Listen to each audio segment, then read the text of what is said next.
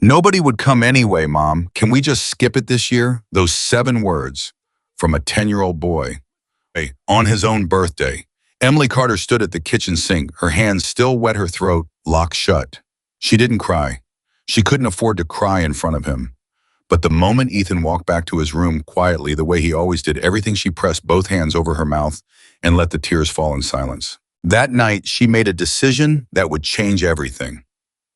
If this story moves you, please subscribe to this channel and follow every part of Emily and Ethan's journey to the very end. And drop a comment telling me what city you're watching from, because I want to see exactly how far this story has traveled. There is a particular kind of exhaustion that has nothing to do with sleep. Emily Carter knew that exhaustion, the way she knew her own reflection, deeply, completely, and without any illusion left. She was 32 years old, and most mornings she felt twice that. Not because life had been unkind in the dramatic, cinematic way people sometimes imagine hardship to be. No floods, no fires, just the slow, grinding accumulation of days that never quite gave back what they took. She worked the morning shift at Hendrick's Grocery on Route 9 6 days a week, scanning barcodes, making change, saying "have a good one" so many times that the phrase had long since lost any meaning at all. On the days the store needed coverage, which was most days, because rural Montana towns are not exactly overflowing with eager employees, she picked up the evening shift too. Double shifts on Tuesday and Thursday were so routine by now that Ethan had stopped asking why she came home smelling like floor cleaner and deli meat. He just made her a cup of instant coffee when she walked through the door. 10 years old, and he already knew how she took it. 2 sugars, no milk. And he always set it on the left side of the table because 5 years ago, sitting on the right side had become something neither of them could do without thinking about Marcus. Marcus Carter, her husband, Ethan's father, gone on a Tuesday evening in October 5 years prior when a semi-truck driver who hadn't slept in 31 hours crossed the center line on Highway 2 just outside Billings. Marcus had been driving home from a job interview. He had been excited. He'd called Emily from the road, told her the interview went great, told her he thought they were finally going to catch a break. He never made it home. Emily had rebuilt her life around Ethan, the way a person builds a shelter from whatever is left standing after a storm. Not elegant, not perfect, but standing.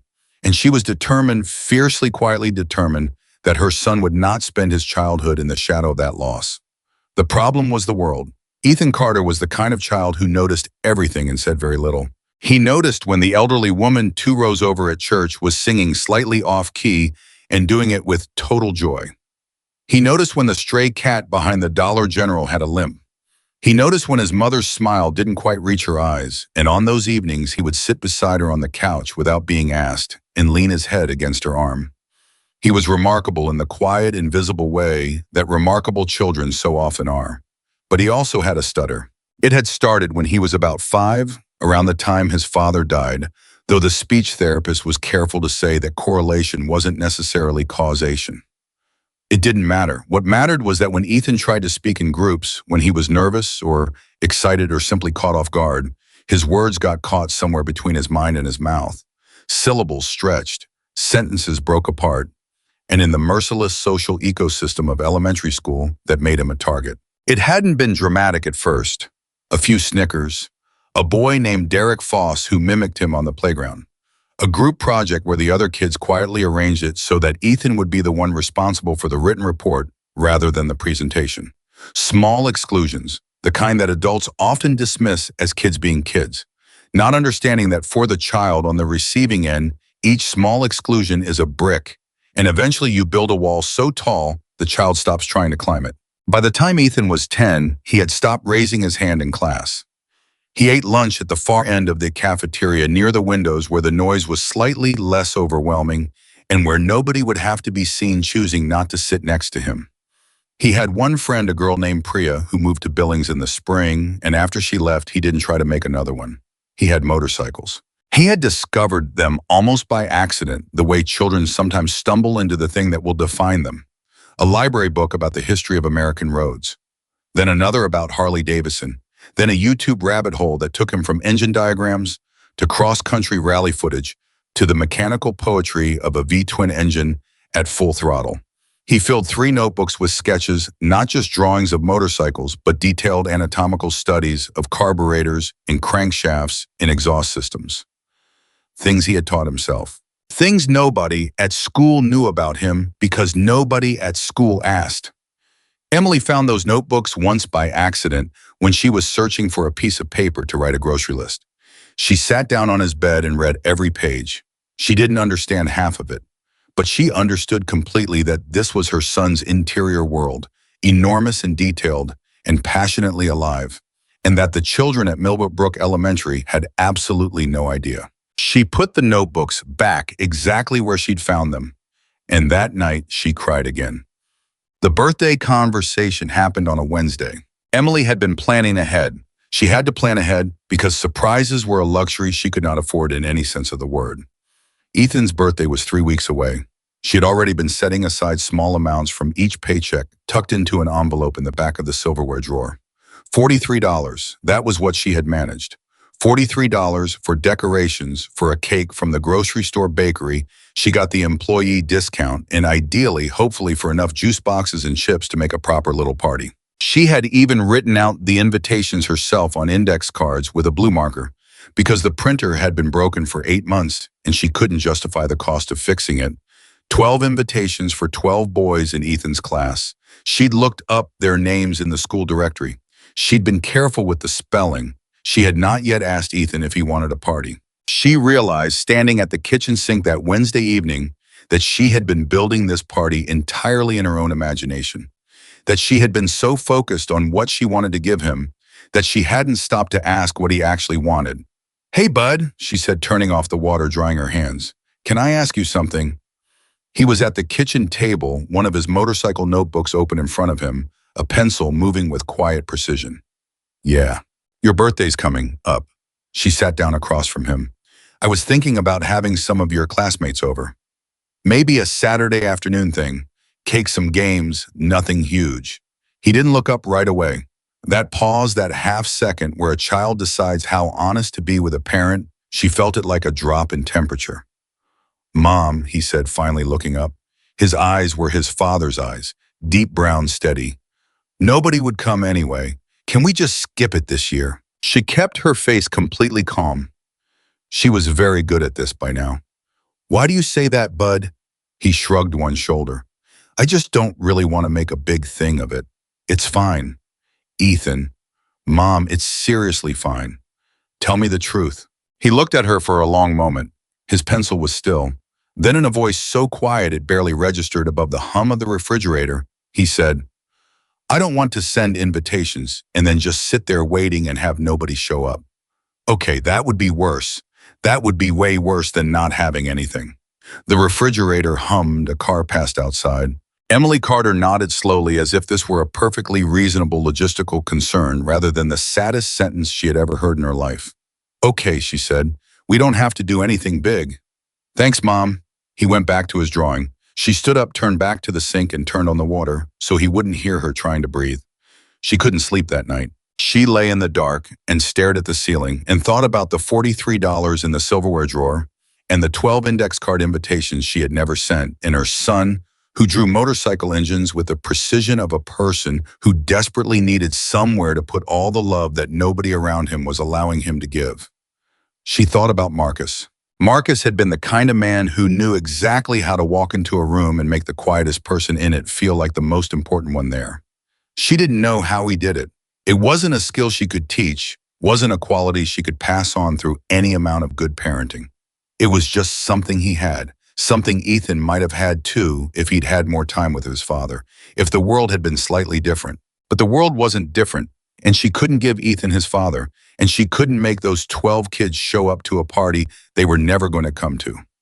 What she could do, what she had always done, was find another way. She was still staring at the ceiling at 11:30 when she heard it. At first, she thought it was thunder, that rolling resonant vibration that you feel in your sternum before your ears fully process it as sound. But then it grew louder and more rhythmic and more unmistakably mechanical, and she sat up in bed and went to the window. Main Street 3 blocks over was lit up like a river of headlights. Motorcycles, dozens of them, maybe more than dozens. A column stretching as far as she could see in both directions, moving slowly through town in organized, disciplined formation. Chrome catching the streetlights. The low thunder of engines she couldn't name but somehow recognized from Ethan's notebooks. She stood at the window for a long time. She had seen them around town before the Hells Angels chapter that operated out of the county seat about 30 miles east. They had a clubhouse out on Route 12. Most people in Dearborn County gave them a wide berth, not out of any specific incident, but out of the accumulated cultural mythology that surrounded the name. The leather, the patches, the particular way they occupied space that made most ordinary people unconsciously step aside. Emily had never had an opinion about them one way or another. She'd been too tired for opinions about things that didn't directly affect her. But standing at her window at 11:30 on a Wednesday, watching that river of machines roll through her small town, something happened in her brain that she would later struggle to explain. It wasn't a plan yet. It wasn't even fully a thought. It was more like a frequency, something tuning in at the edge of her consciousness, a signal she didn't yet know how to read. She went back to bed. She stared at the ceiling for another 2 hours. By 1 in the morning, it was a thought. By 2, it was a plan. By 3, she was terrified of it. By 3:15, she had decided to do it anyway. She told exactly 3 people before she went. The first was Linda Marsh, who worked the deli counter at Hendrix's and had been Emily's closest friend for the past 4 years, close. In the way that people who work hard jobs side by side become close, sharing a language of exhaustion and dark humor and fierce practical loyalty. Linda's response was immediate. No, absolutely not.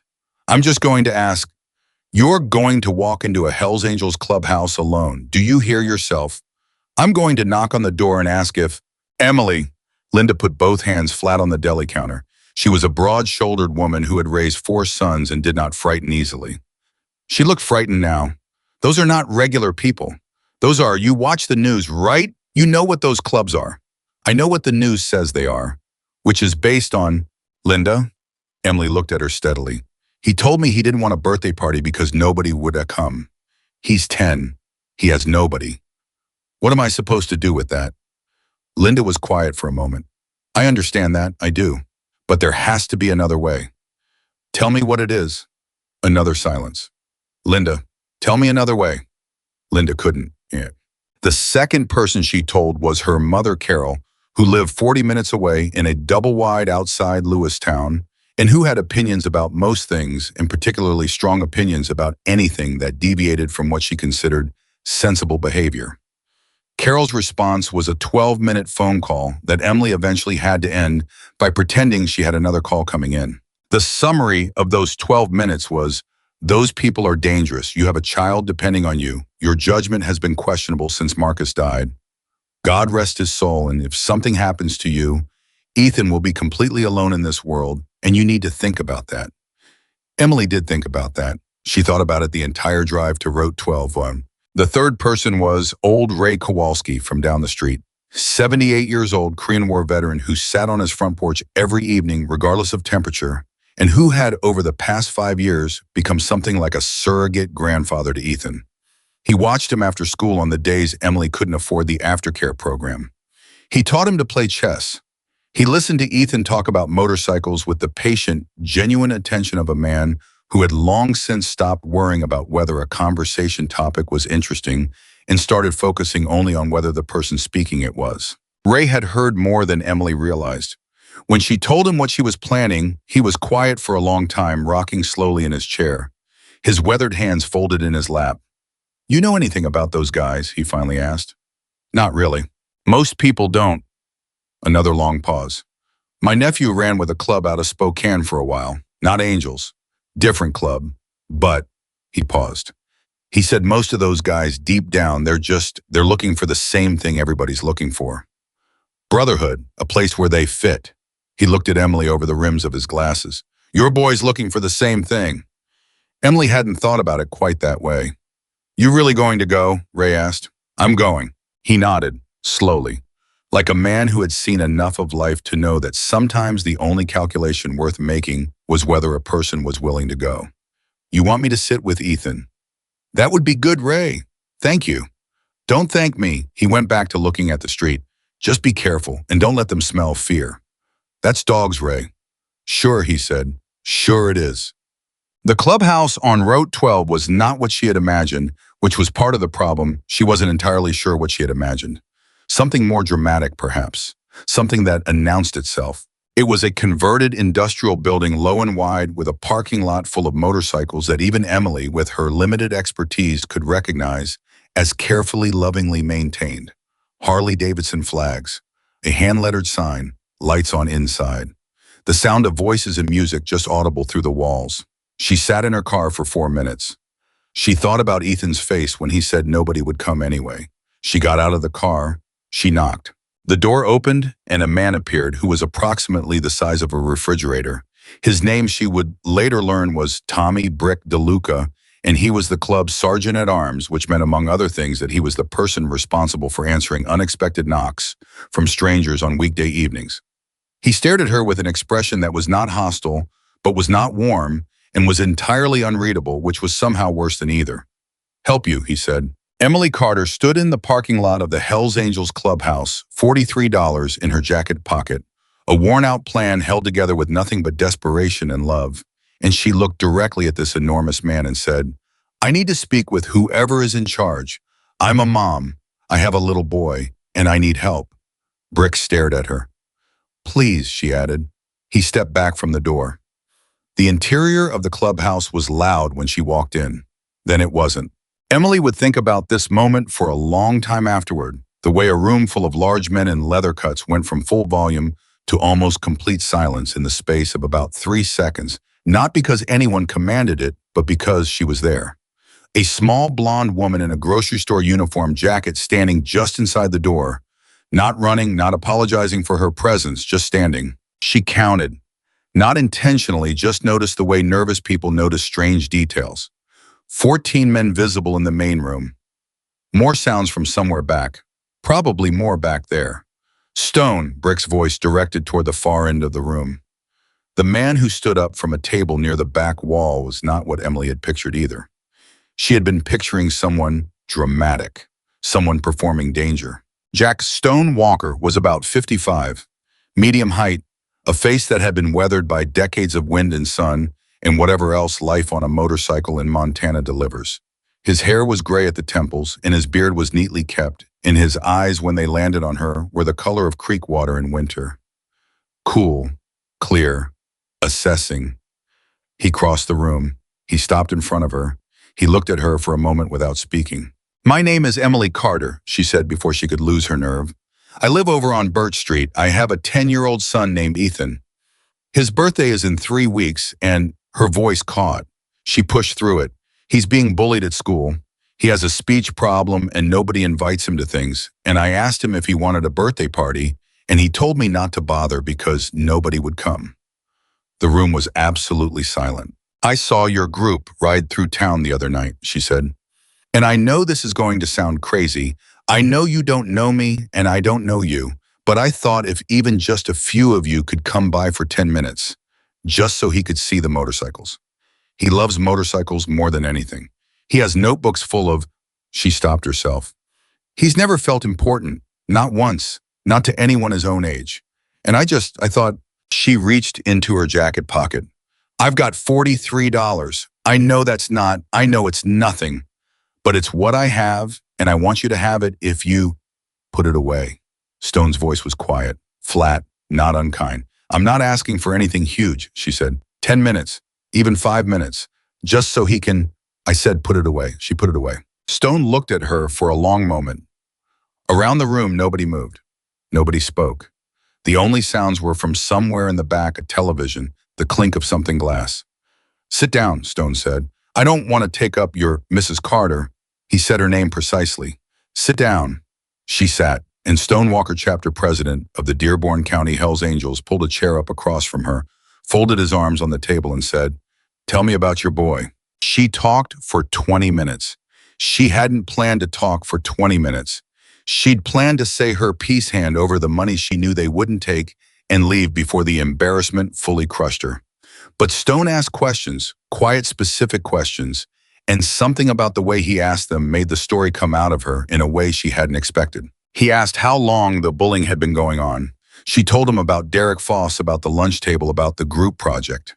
He asked about the speech disorder. She explained what she understood of it, the way the words got caught, the way it was worse when he was anxious, the way the school's speech therapist saw him twice a month, which was not nearly enough, but was what the district could afford. He asked about the motorcycles. And when she described Ethan's notebooks, the detailed mechanical drawings, the engine diagrams, the careful annotations, she saw something shift in Stone's expression. A small thing, almost nothing, but it was there. What kind of bikes does he draw? Stone asked. Mostly Harleys, she said, but he draws other things too. He drew something recently that he said was she tried to remember. A flathead engine, is that right, from the 1940s? Stone looked at the man sitting to his left, a wiry bearded man who hadn't spoken yet. Something passed between them, a look. The kind of look that means something in a language Emily didn't speak. Knucklehead, the wiry man said, not to Emily but to Stone. Yeah, Stone said. Kid knows his bikes. Apparently. He's 10, Emily said. He taught himself from library books. Another silence. Stone leaned back in his chair and looked at the ceiling for a moment. Then he looked at her. You drove out here alone, he said. It wasn't quite a question. Yes. At night? Yes. After everyone told you not to. She felt heat rise in her face. How did you? Because everyone always tells people not to come here, he said. That's not a criticism. I'm just noting that you came anyway. I didn't have another option. Sure you did. You could have done nothing. He held her gaze. Most people do nothing. Emily didn't have an answer for that. Stone stood up. The conversation apparently was over. Emily stood up too, uncertain, clutching her jacket closed like armor. So is that a no? I understand if it's a, don't tell your boy anything, Stone said. He was already turning away. Just make sure he's outside Saturday afternoon. Emily opened her mouth, closed it. She started. Are you sure? Because I don't want to. Mrs. Carter. He looked back at her over his shoulder. His creekwater eyes were entirely calm. Go home. She went home. She drove the entire way back with both hands tight on the wheel and something in her chest that she couldn't yet name, not quite hope, because hope had burned her enough times that she kept it at arm's length now. But something adjacent to it, something that felt dangerous and necessary in equal measure. She pulled into the driveway. Ray's light was still on at his end of the street. She sat in the car for a while. Just make sure he's outside Saturday afternoon.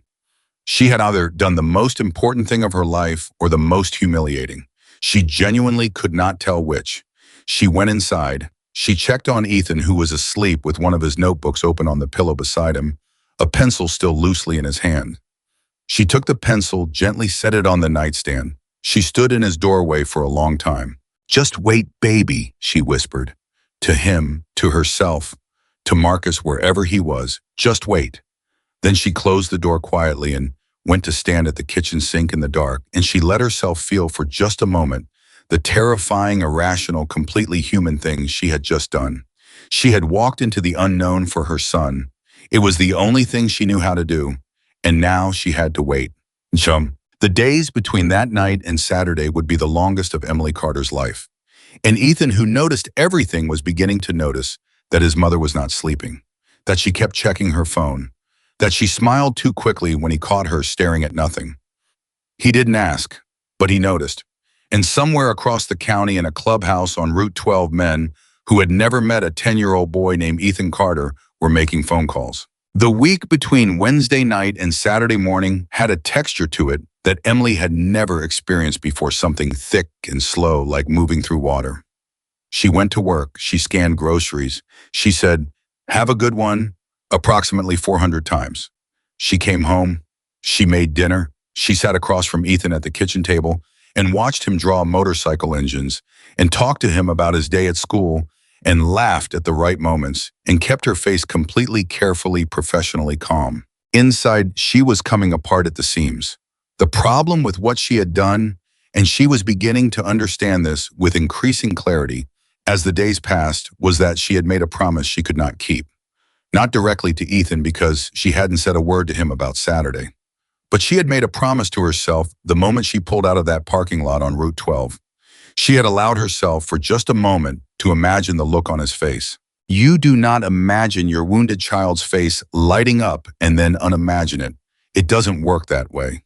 So she waited, and she watched her phone the way a person watches the sky before a storm, not knowing exactly what's coming, only knowing that whatever it is will be large. Stone never called. Nobody from the clubhouse called. By Thursday evening, Linda had somehow found out through the precise, unstoppable mechanism of small-town information exchange that Emily had driven to Route 12. She appeared at the back door of Hendrix during Emily's break with the expression of a woman who had prepared extensively for this conversation. "Tell me you didn't," Linda said. "I did." Emily. "Linda, I know. What did they say?" "They said," Emily stopped. She replayed Stone's voice in her mind, the flatness of it, the certainty. "They said to make sure Ethan was outside on Saturday." Linda stared at her. "That's it. That's all they said. That's all." "And you believe them?" Emily looked at her directly. "I don't know," she said. "But what was I supposed to do? Call back and ask for a confirmation email?" Linda pressed her lips together. She was quiet for a moment, which for Linda meant something significant. "What if nobody shows up?" she finally said.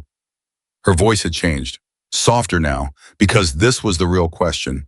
Not whether the bikers were dangerous, not whether Emily's judgment was sound, but what would happen to a 10-year-old boy who was already braced for disappointment if the one thing his mother had silently staked everything on turned out to be nothing at all. Emily had thought about this. She had thought about it at 2 in the morning and 4 in the morning and during every quiet moment at the register when there was no customer to focus on. "Then I tell him I wanted to show him the neighborhood on his birthday," she said. "I tell him I thought it would be nice to get some air. And he'll know I'm lying, and I'll know he knows, and it'll be awful, and we'll get through it, like we get through everything." Linda looked at her for a long time. "You're the toughest person I've ever met," she said. "I hope you know that." "I'm not tough," Emily said. "I'm just running out of options." She went back to the register. She did not sleep Thursday night. Friday passed the way the day before something enormous always passes, both interminably slowly and with the nauseating speed of a countdown. She cleaned the house even though nobody was coming inside. She baked a cake from a box-mixed chocolate with vanilla frosting because it was Ethan's favorite and because doing something concrete, something with her hands, was the only way she knew to manage the particular terror she was carrying. She wrote "Happy Birthday, Ethan" on top in blue frosting letters that were slightly uneven but earnest in a way that felt appropriate. She set it on the counter and looked at it for a long time. $43 was still in the silverware drawer. She thought about keeping it. She needed it. God knew she needed it, but something stopped her. Superstition, maybe. The irrational but unshakable feeling that if she took the money back, she would be taking back the wish along with it. So she left it there. $43 she couldn't afford to spare sitting in a drawer, a bet she'd placed on the impossible. Ethan came home from school on Friday with a torn sleeve on his jacket. She noticed it immediately. Of course she noticed. She noticed everything. "What happened?" she asked, keeping her voice light. He set his backpack down. He was very interested in his shoes for a moment. "Caught it on the fence," he said. She looked at the tear, then at his face. The set of his jaw, Marcus's jaw exactly when he was holding something in. "Ethan." "Mom, I caught it on the fence. It's fine." She'd let it go. She let it go because she had learned painfully and over years the difference between pushing and holding space. Pushing would make him close. Holding space might make him come to her later when he was ready. And if she pushed tonight of all nights, he would spend the evening convinced she was upset with him, and she couldn't have that, not tonight. But later after dinner, when he was in his room and she was washing dishes in the kitchen, she heard him on the phone. His voice was low. She wasn't trying to eavesdrop, but the house was small and voices carried. "I don't care," Ethan was saying. A pause. "No, I really don't." Another pause longer. Then very quietly, with the flat affect of someone reciting a fact they've already made peace with, "It's fine. My birthday's tomorrow and I don't even want to do anything." Emily turned off the faucet. She stood completely still. She heard him hang up. She turned the faucet back on and finished the dishes. And in the privacy of the kitchen, with the water running to cover the sound, she said a very specific prayer. Not to any formal God in particular, but to the universe at large, to Marcus, wherever he was, to whatever force might be listening. She said, "Please, please don't let this fall apart. Not for me, for him. Please." She turned off the water. She dried her hands. She went and sat on the edge of Ethan's bed and said, "Hey, I know tomorrow's your birthday." "Yep. I thought maybe we could go outside for a while. Get some air. I made your cake." He looked up from his notebook. His expression was careful. "Like just us," she said. And then because she was a terrible liar with her son specifically, and maybe a couple of the neighbors, Ray said he'd come by. Something moved across Ethan's face. Not disappointment exactly, he was too braced for disappointment for it to register as fresh pain. More like the quiet resignation of someone confirming what they already knew. "Cool," he said. "That sounds good, Mom." She kissed the top of his head. "Get some sleep," she said. She went to her room and she lay in the dark, and she thought, "I have done everything I can do." It was both the most freeing and the most terrifying sentence she had ever assembled. She closed her eyes. She did not sleep for a very long time. But eventually, somewhere around 3 in the morning, exhaustion won. She slept and dreamed of nothing, and woke up to Saturday, Ethan's birthday, the day that would become the line in their lives that divided everything into before and after. She just didn't know it yet. She got up at 7. She made coffee. She stood at the kitchen window and looked at the empty street and thought, 4 hours. Stone had said Saturday afternoon. She had interpreted that as sometime between noon and 2.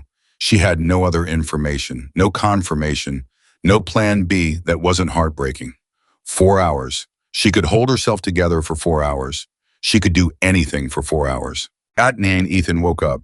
He came out to the kitchen in his pajamas with his hair sideways from sleep, and Emily sang happy birthday to him with full commitment, loudly and slightly off-key the way his father used to, and Ethan covered his face with his hands the way he always did when she sang, which she had long ago recognized as his version of delight. She gave him his present. She had found it at the second-hand store in Billings 2 weeks ago, a coffee table book on the history of Harley-Davidson, hardcover. The spine was slightly worn, but the pages were perfect, and when Ethan opened it, his face did something that made her vision blur for a moment. "Mom?" He looked up. "Don't," she said, "just enjoy it." He looked at it for a long time, sitting at the kitchen table in his pajamas, turning pages carefully, and she sat across from him and drank her coffee and let herself have this moment, this tiny perfect moment that nobody could take, regardless of what happened this afternoon. At 10:30, Ray came by. He brought Ethan a hand-carved wooden chess piece a knight, because Ethan's knight was the piece that was always getting lost, and the two of them sat on the porch and played a slow game of chess while Emily moved between the kitchen and the yard, arranging the small folding table she'd set up, putting out paper plates, the cake a bag of chips, a cooler with sodas, 2 chairs for the elderly neighbors who had promised to stop by the Hendersons from next door, who were in their late 70s and who loved Ethan with the uncomplicated affection of people who have raised their own grandchildren and know exactly how to simply show up. 11 o'clock, 11:30. Noon arrived. The Henderson couple arrived at 12:15. Margaret Henderson brought cookies she had made herself, oatmeal raisin, Ethan's second favorite, and Frank Henderson shook Ethan's hand with both of his like Ethan was a man and said, "Happy birthday, son," and Ethan stood a little straighter. 12:30. The cake sat on the table. The yard was quiet. 5 people. 5 chairs. A folding table with chips and soda, and a homemade chocolate cake, and an empty street beyond the fence.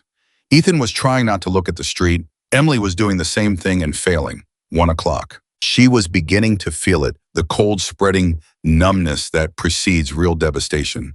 The place where your brain starts quietly assembling the script for how you'll explain this away, how you'll pivot, how you'll make it okay. She was already composing the story in her head. They must have gotten the day wrong, or maybe I got the house wrong, or maybe I misunderstood and they just meant, "You okay, Em?" Ray asked quietly enough that Ethan sitting with Frank Henderson across the yard wouldn't hear. "Fine," she said. Her voice was steady. She was proud of it. Ray looked at her for a moment. He didn't press. 1:15, 1:20. Ethan picked up his Harley-Davidson book and started quietly reading, which was the thing he did when he was trying to remove himself from a situation without anyone noticing that he was removing himself. Emily recognized it immediately. It was his armor. It was the same armor she wore at the register. When the day got heavy, you find the thing you can hold on to, and you hold on. 1:25. She was going to have to say something to him soon. She was going to have to close the distance between them and say something that would land as true, even though the only true thing was that she had tried and it hadn't worked, And she was so sorry. She was so sorry. She had wanted this for him more than she had wanted anything in years. And then she heard it. She almost didn't recognize it at first because her brain had spent the last 40 minutes very specifically preparing for silence. And the thing she was hearing wasn't silence. It was low. It was distant. It was that particular resonance she had felt through her bedroom window on Wednesday night, that vibration that you feel on the floor before you hear it with your ears. She went completely still. Ray heard it too. She saw his head come up. Margaret Henderson said something to her husband that Emily couldn't quite catch. Ethan was still walking at his bow.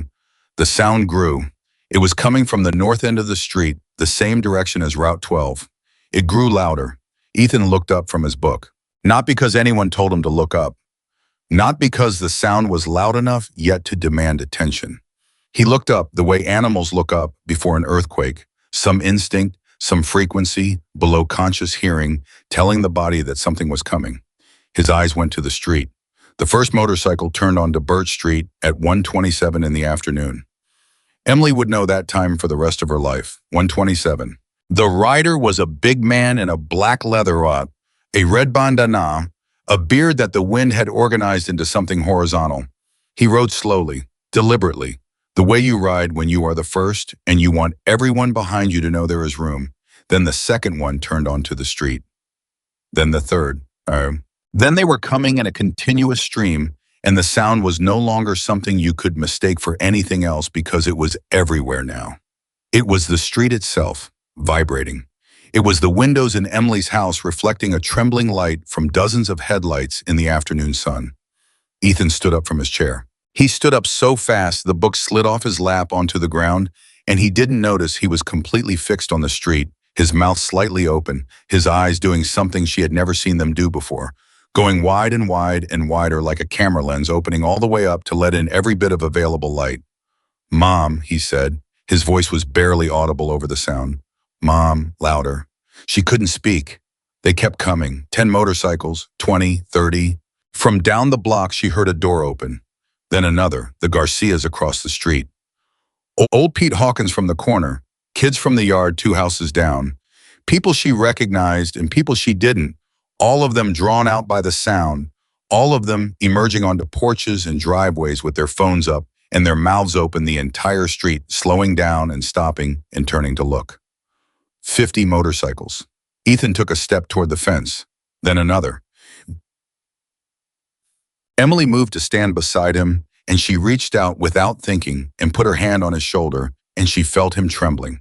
Not fear, not at all. Fear, something the body does when it encounters something too large for ordinary emotional processing, when awe overtakes every system at once. 60 motorcycles, 70. They were lining both sides of Birch Street, now pulling in with precision, shutting off their engines one by one. And the silence after each engine cut was somehow louder than the sound had been, because it was purposeful silence. It was hundreds of men choosing to go quiet. A woman from the next block came running, phone out, grabbing her neighbor's arm. 2 boys on bicycles stopped dead in the road and didn't move. The same boys who had 1 week ago made Ethan eat his lunch alone. And then Stone Walker got off his motorcycle. He walked across the yard directly to Ethan with the unhurried certainty of a man who has decided something and is done deliberating about it. He stopped in front of the 10-year-old. He extended his hand. "Happy birthday," Stone said. "I hear you know a thing or two about motorcycles." Ethan looked at the hand, then at the man, then at the street full of machines and men and the neighborhood that had filled up from nowhere. He shook Stone's hand. His own hand was shaking. "Yes, sir," he said. The stutter caught on the first syllable, and he pushed through it, and the word came out, and Stonewalker didn't flinch, and didn't wait, and didn't do anything except nod the way you nod at an equal. "Good," Stone said, "because I've got a 1948 Panhead in this line, and the guy who owns it says the carb's been running rich, and I'm starting to think he doesn't know what he's talking about. I might need a second opinion." Ethan blinked. For a half second, he was perfectly still. Then he said all at once, no stutter, with the absolute authority of someone who has spent hundreds of hours becoming an expert on this specific subject. "If it's running rich on a Panhead, it's almost always the main jet or the float level. You'd see it in the exhaust. Is it suiting up?" Stone looked at him. Something happened in the older man's face, something private and quiet. "Yeah," Stone said. "It is." Then it's the float, Ethan said. It's always the float. Stone nodded slowly like a man whose suspicions have just been confirmed by someone he respects. Come on, he said. Tell that to the guy who owns it. And Ethan Carter, 10 years old speech. Disordered, bullied, lonely, invisible. Ethan Carter walked out through the gate and into the street. Emily stood at the fence and watched him go, and she put both hands over her mouth, and this time she did not try to hold in the tears. She let them fall. All of them. Every one. Because down the street, her son was walking beside a Hell's Angel, and the men lining Birch Street were making room for him. And from 2 houses over, she could hear one of the boys from the bicycle saying to the other, in a voice that carried clearly in the new quiet, "Who is that?" And the other boy said, "That's Ethan. He goes to our school." First time. The very first time. Anyone had said his name like that, like he was someone worth knowing. Ray appeared at Emily's shoulder. She felt him before she saw him, that solid, warm presence she had come to count on. "Well," Ray said. She couldn't speak. "Well," he said again. And they stood there together, the old man and the single mother, watching a 10-year-old boy who had never once felt important walk down a street that had stopped entirely for him, surrounded by hundreds of strangers who had driven from across the state for no reason other than because someone asked them to, because a mother with $43 and nothing left to lose had knocked on a door and refused to be afraid.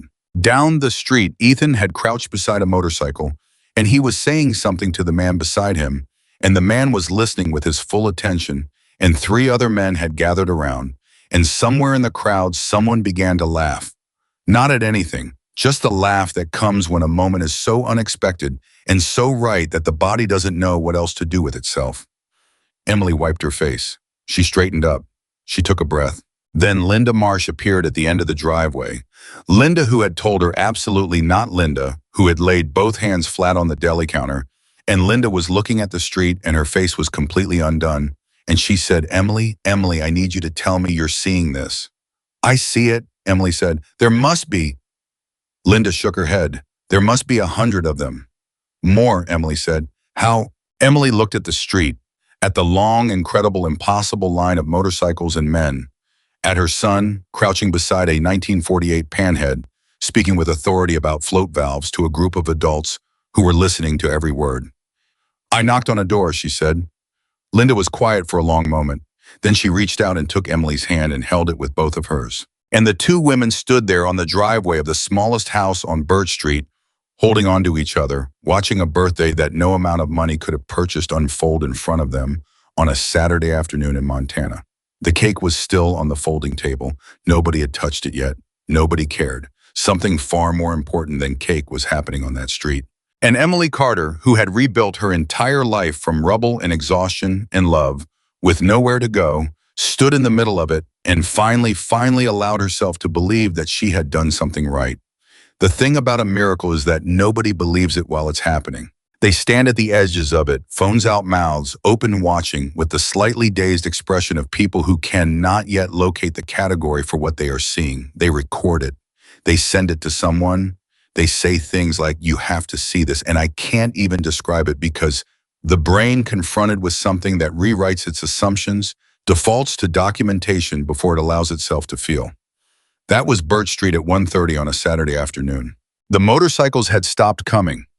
Not because there were no more. There were still more turning off Route 9 and feeding into the neighborhood in long, deliberate lines, but because the street had filled.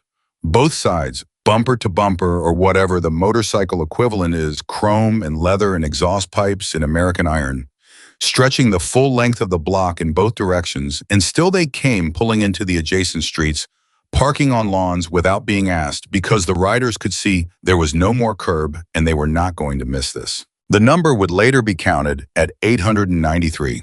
Emily didn't know the number yet. She was still standing at her driveway fence, Linda's hand in hers, watching her son crouch beside a motorcycle 60 feet away and hold court with adults who were listening to every word he said. She was not thinking in numbers. She was not thinking at all in the linear, sequential way that thinking normally works.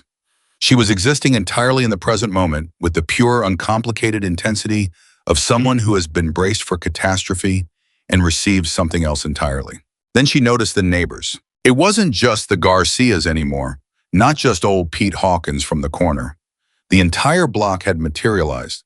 Front doors open up and down the street, people on porches and driveways and standing in their yards, with the particular posture of people who stepped outside for 10 seconds to see what the noise was, and found they could not make themselves go back in.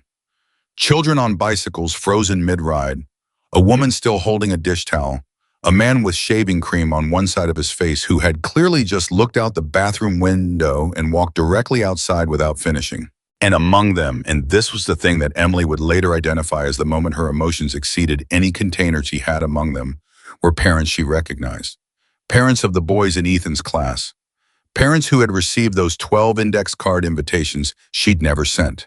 Parents whose children sat at the lunch tables that Ethan didn't sit at. They were on their porches and in their driveways, some of them with their own children beside them, and every single one of them was looking at Ethan. For once, everyone was looking at Ethan.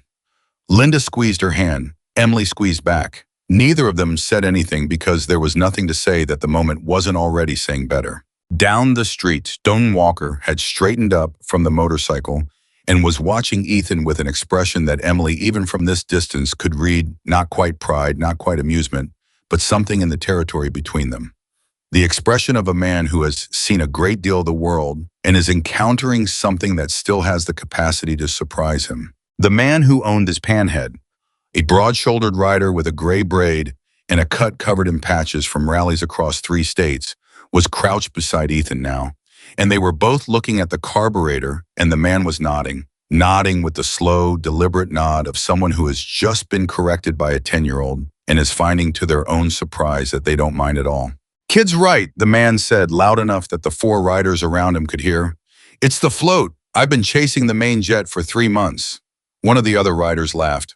Ethan looked up at the sound and seemed for just a moment to remember where he was, to pull back from the pure absorption of the mechanical problem and register the full scope of the situation surrounding him. His eyes went wide all over again. He turned in a slow circle, taking in the street, the motorcycles, the crowd of people watching. Stone was right there. "Don't look at them," he said not unkindly. "Look at me." Ethan looked at him. "You know what the difference is between someone who knows their stuff and someone who doesn't?" Stone asked. Ethan shook his head. "The person who knows their stuff doesn't need the room to agree with them to keep talking." Stone held his gaze. "You were right about that float. You knew it before I confirmed it. That's the difference." Ethan was quiet for a moment. "My dad, he started, and the stutter hit, and he stopped and reset and tried again. My dad used to say that knowing something and being sure are different things." Stone didn't flinch. "Your dad sounds like he was a smart man." "He was," Ethan said. The word was landed the way it always does when a child uses it about a parent, like a small stone dropped into still water. Stone heard it. The riders around him heard it. Nobody acknowledged it directly because men who have lived long enough to lose people they love know that sometimes the most respectful thing you can do with grief is simply stand beside it without making it perform. "Come on," Stone said. "There's a guy 2 bikes down who wants to ask you about his ignition timing, and I think he's going to get an education." Ethan almost smiled. Then he did smile. The full one, the one Emily had been trying to coax out for months, and it broke across his face like something that had been waiting behind a dam. He followed Stone down the line of motorcycles, and the crowd parted for him. Emily made a sound that she immediately covered with her hand. "That's it," Linda said very quietly. "That's the whole thing right there." She was right. That was the whole thing, that small, enormous detail, the crowd parting, making room, creating a path specifically for the small boy moving through it. It costs nothing to step aside for someone. It changes everything. Ray had appeared beside Emily at some point in the last few minutes. She wasn't sure exactly when. He was standing with his arms folded across his chest, watching with the expression of a man who has been in enough of the world to recognize when something real is happening. "Counted at least 700, Ray said. "More coming," Linda said, because she had the best angle on Route 9. Ray nodded slowly. "Phone calls," he said. "Word travels." Emily looked at him. "What do you mean?" "These things work on a phone tree," Ray said. "One person calls 2 people, 2 people call 4. They've had week. If the chapter president put the word out..." He paused. "This wasn't one chapter." Emily blinked. "What?" "Those patches," Ray said, nodding toward the street. Look at the patches on the cuts. Those aren't all the same. Different chapter locations. I can see at least 4 different ones from here." He paused. Stone didn't just call his own guys, he called everyone. The weight of that hit her somewhere below the sternum. Stone had made phone calls all week while she was lying awake at 3 in the morning, convinced nobody was coming. Stone Walker had been on the phone, chapter to chapter, across the state, maybe beyond, organizing, coordinating, getting nearly 900 people to the same quiet street in rural Montana on a Saturday afternoon for a 10-year-old boy he had never met. For no money, for no recognition, simply because a mother had knocked on a door and told the truth. Emily gripped the fence rail. "I have to go say something to him," she said. "Later," Ray said. "Let the boy have it first." She looked back at Ethan. He was at the next motorcycle now, nodding with the confidence of someone who has found the one room in the world where his knowledge is exactly right, and 2 riders were crouched on either side of him, and one of them was laughing at something Ethan had said, and Ethan, her boy, who ate alone at the end of the cafeteria, was laughing too. Later, she told herself. Later. But then something else happened. It started as a movement at the edge of her peripheral vision. A small movement, tentative, the kind of motion that happens when someone wants to go somewhere but isn't sure they have the right. She turned toward it. 3 boys, 8, 9, 10 years old, standing at the end of her driveway just outside the fence in the specific clustered formation of children who are trying to appear casual while being the opposite of casual. She recognized all 3 of them. Jake Mercer, Connor Webb, Dylan Price. The 3 boys who sat at the center lunch table. The 3 boys who had made Ethan eat by the window. They were watching Ethan down the street the way children watch something they desperately want to be part of but don't know how to enter. Jake Mercer had his hands shoved in his pockets. Connor Webb was chewing on his thumbnail. Dylan Price kept looking at Ethan and then at his sneakers and then back at Ethan. Emily watched them. Something moved through her, complex and hot. Not quite anger, not quite forgiveness, the thorny emotional territory that parents of bullied children navigate constantly. She understood on a cognitive level that these were children, that their cruelty, such as it was the unconscious cruelty of the young, the kind that operates not from malice but from hierarchy, from self-preservation, from the desperate social logic of not being the one at the bottom.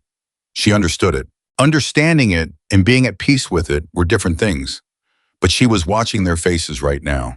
She was watching Jake Mercer, who had mocked her son's stutter on the playground, in February stand at the edge of her driveway, and look at Ethan, at popular, surrounded, admired Ethan, who was walking down a street full of motorcycles like he owned it, and she could see Jake's social math changing in real time. The calculation running behind his eyes, the realization arriving. "Can we?" Jake started and stopped. Emily waited. "Can we watch?" he said. She held the boy's gaze for a long moment. "That's up to Ethan," she said. Jake looked down the street at Ethan. He swallowed. Then, with the particular determination of a 10-year-old who has decided to do something uncomfortable, he started walking toward him. Connor and Dylan followed. Emily watched them go. Linda leaned close to her ear. "You okay?" "Ask me in an hour," Emily said. Down the street, she watched Jake approach Ethan, watched Ethan turn, see who it was, and go absolutely still for 1 second. One charged private second, where the history between them was entirely present. She was too far away to hear what was said. But she watched Jake's posture, the slightly hunched, slightly careful posture of a boy who knows he's not on home ground. And she watched Ethan look at him for a long moment with the steadiness of someone who has already made peace with something. Then Ethan stepped aside, making room. He didn't make a production of it. He didn't perform forgiveness or demand acknowledgement. He just stepped aside and made room the way Stone had shown him 5 minutes earlier, the way the crowd had shown him 5 minutes before that. Jake stepped into the space Ethan made for him, and they stood together looking at the motorcycle. Emily turned away before she completely lost it. She turned away and walked back to her small table with the cake and the chips and the cooler, and she sat down in one of the folding chairs, and she pressed both hands flat on her thighs and breathed deliberately in and out until the wave passed enough that she could function. Frank Henderson materialized beside her with a paper cup of lemonade. "Drink this," he said. She drank it. "Good girl," he said in the way of old men who have been Fathers long enough to recognize when someone needs to be fussed over. Thank you, Frank. My Margie's going to need one of those blood pressure pills after this, he said, looking with tremendous satisfaction at the street.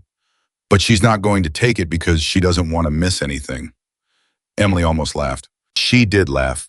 It came out of her in a short surprise burst, and Frank Henderson laughed too, and for a moment they were just two people sitting in a folding chair and a lawn chair beside a birthday cake, laughing at the extraordinary absurdity of this afternoon, and it felt like releasing something she had been holding for a very long time. Then she heard the sound of the cameras. Not phone cameras, those had been going since the first motorcycle appeared. She meant real cameras, the click and whir of professional equipment. She turned toward the street and saw a young woman she didn't recognize, early 20s with a press badge on a lanyard and a camera with a long lens.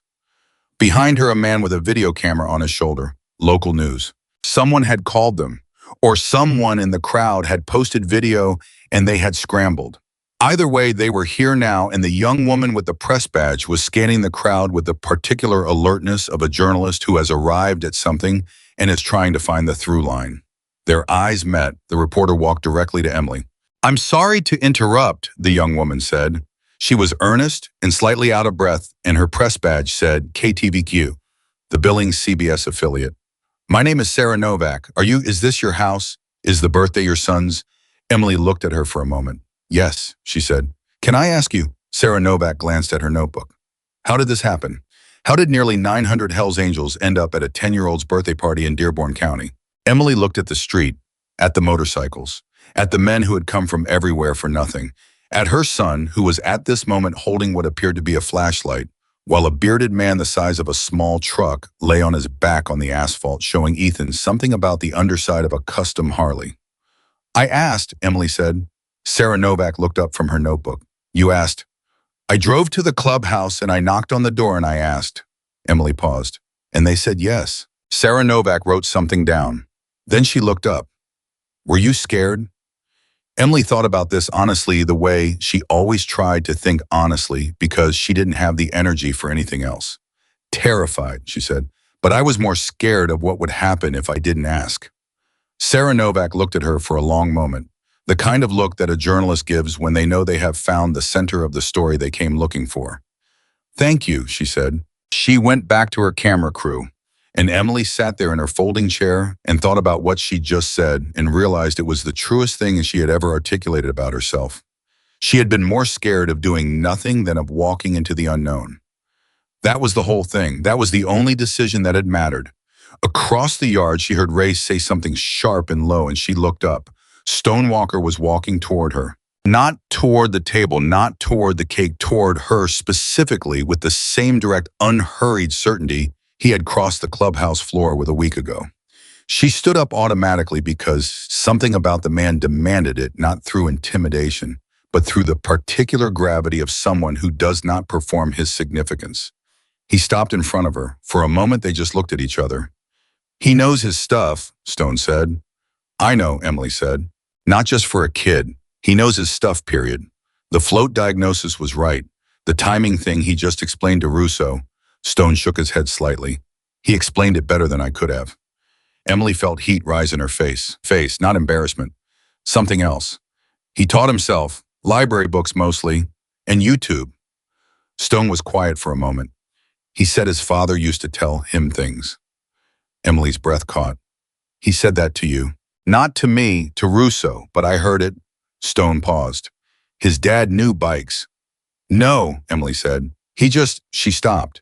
She thought about Marcus, about how Marcus would sit with Ethan on the couch when Ethan was very small and watch whatever Ethan was interested in with absolute genuine attention, asking questions, following the thread, making the child feel that his obsessions were worth the time of an adult.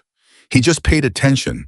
Whatever Ethan cared about Marcus paid attention to it. Stone nodded slowly, like someone filing that away. "That's the job," Stone said. "Yeah," Emily said. "It is." Another silence, comfortable surprisingly. The silence of two people who have sized each other up accurately and found no reason for pretense. "I don't know how to thank you," Emily said. "Don't," he said. "I'm serious. There are no words for Mrs. Carter." He said it the same way he had in the clubhouse, precise, grounding. You came to us. You looked us in the eye and you told the truth about your kid. That's all you did. The rest of it. He glanced at the street at the 893 motorcycles and the crowd and the cameras and her son, flat on his back on the asphalt, apparently now in the process of being shown how to adjust the timing on a vintage Harley. The rest of it belongs to itself. Emily looked at the street. Why, she asked. Stone looked at her. Why did they all come? She said. Why did you make all those calls? You don't know us. You owe us nothing. I walked into your place and asked for something no normal person would have asked for, and you— We were all somebody's kid, Stone said. He said it simply without drama, without the weight of a man delivering a message. He said it the way people say true things that they have known so long they've stopped noticing. Every single man on this street today, he said, was somebody's kid who needed someone to show up for them at least once. Some of them had that someone, some of them didn't. He paused. The ones who didn't, they remember what that felt like every day. Emily couldn't speak. Your boy is going to be fine, Stone said. It was not a platitude. It was a statement of assessment from a man who had looked at Ethan Carter and arrived at a conclusion. Not because today fixed something, but because today he found out the world is bigger than the lunch table at Millbrook Elementary. He reached into his cut the inside pocket and pulled out something folded. He held it out to her. She took it. She unfolded it. It was a vest, small, child-sized, black leather or a very convincing synthetic, already broken in slightly at the shoulders. And on the back in neat, hand-stitched lettering, it read, Ethan Honorary Member. Below that, the Hells Angels logo. Below that, signatures. Dozens of them, maybe hundreds cramped into every available inch of the leather in various pens and markers, some large and bold, some small and careful. The signatures of men who had driven from across the state for a child they had never met. Emily's hands were shaking. That was the first thing the guys organized, Stone said. Had to put the word out 2 days after you came to us because we needed time to get signatures from every chapter that was coming. He paused. Took some doing. I can't, she started. He can, Stone said. Give it to him yourself. Wait until it means the most. She looked up at him. You'll know when, he said. He walked away. Back to the street, back to the motorcycles, back to the world he had brought with him, which had rearranged everything on Birch Street and would continue rearranging things long after the engine started up again. Emily stood with the vest in her hands. She stood there for a long time. Around her, the afternoon moved. The cameras kept rolling. The crowd kept growing. People she had never spoken to were bringing out lawn chairs, setting them along the sidewalk. Like this was a parade, which in a way, it was the most unexpected and the most real parade that had ever come through this town. Children who had never looked twice at Ethan Carter were crowded around him, now drawn by the gravitational pull of someone who suddenly undeniably had a room and filled it. And Ethan was in the middle of all of it, and he was not hiding. That was the thing she kept returning to. That was the thing that kept striking her as the most significant detail of the entire afternoon. He was not hiding. He was not at the edge. He was not watching from behind something with his notebook as armor. He was in the center of it, his voice carrying his hands, gesturing his face completely open in the way that faces only look when a person has stopped protecting themselves. At some point, Margaret Henderson appeared beside Emily and pressed a piece of birthday cake into her hand on a paper plate. Eat, Margaret said. You look like you're about to faint. Emily ate the cake. It was chocolate with vanilla frosting. It tasted like the best thing she had ever eaten in her life, which had less to do with the recipe and everything to do with what was happening 20 feet away from it. At 3 o'clock, something happened that nobody had planned, which meant it was the most honest thing of the afternoon. One of the riders, a man named Davis Keene, though Emily didn't learn his name until later, a quiet man in his mid-50s with a silver beard and hands that looked like they had worked hard things for a long time, pulled Ethan aside. Not dramatically, not with any announcement. Just a hand on the shoulder, a quiet word, a slight movement away from the group. Emily noticed. She always noticed when someone touched her son. She was moving before she consciously decided to move. But then she stopped, because she could see Ethan's face. And what she saw in it was not distress or discomfort. It was something she hadn't seen in a very long time, the particular expression of someone receiving something they didn't know they needed. She stopped moving. She watched from a distance. She couldn't hear the words. But later Ethan would tell her, I would tell her that Davis Keene had sat down beside him on the curb and said in a low voice that was just for the two of them, "I had it too, when I was your age. The stutter. Couldn't get through a sentence in class without the whole room waiting. Felt like drowning." He'd paused. "I'm going to tell you what someone told me the one time someone was straight with me about it." "You ready?" Ethan had said yes. "Confidence doesn't come from speaking perfectly," Davis Keene had said. "Confidence comes from speaking anyway. Every time you open your mouth and push through it, you're doing the hardest thing. Way harder than anything those other kids are doing. You understand?" Ethan had nodded. "The stutter might stay," Davis had said, honest and direct. "Mine did, mostly. But at some point you stop caring more about the stutter than about what you're trying to say. And when that shift happens," he'd shaken his head, "everything changes." He'd stood up.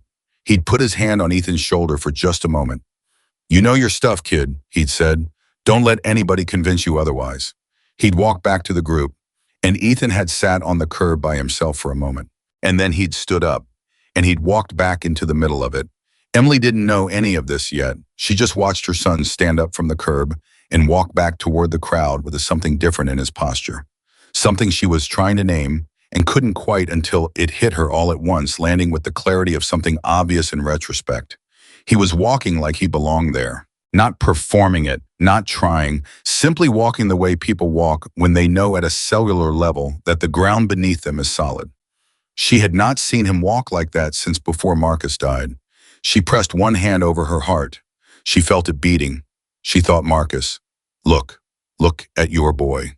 And then she held the vest tightly against her chest and let herself feel the full weight of the afternoon, the exhaustion and the terror, and the $43, and the drive to Route 12, and the 12 index card invitations she never sent, and every sleepless 3 a.m., and every double shift, and every moment she had held herself together through pure force of will. She let all of it settle, and she felt underneath it, solid and warm and permanent as bedrock, the simple fact that she had fought for her son and the world had answered. Not the way she expected. Better. Always better when the world decides to answer. Down the street, someone started an engine. The sound rolled through the afternoon like a heartbeat.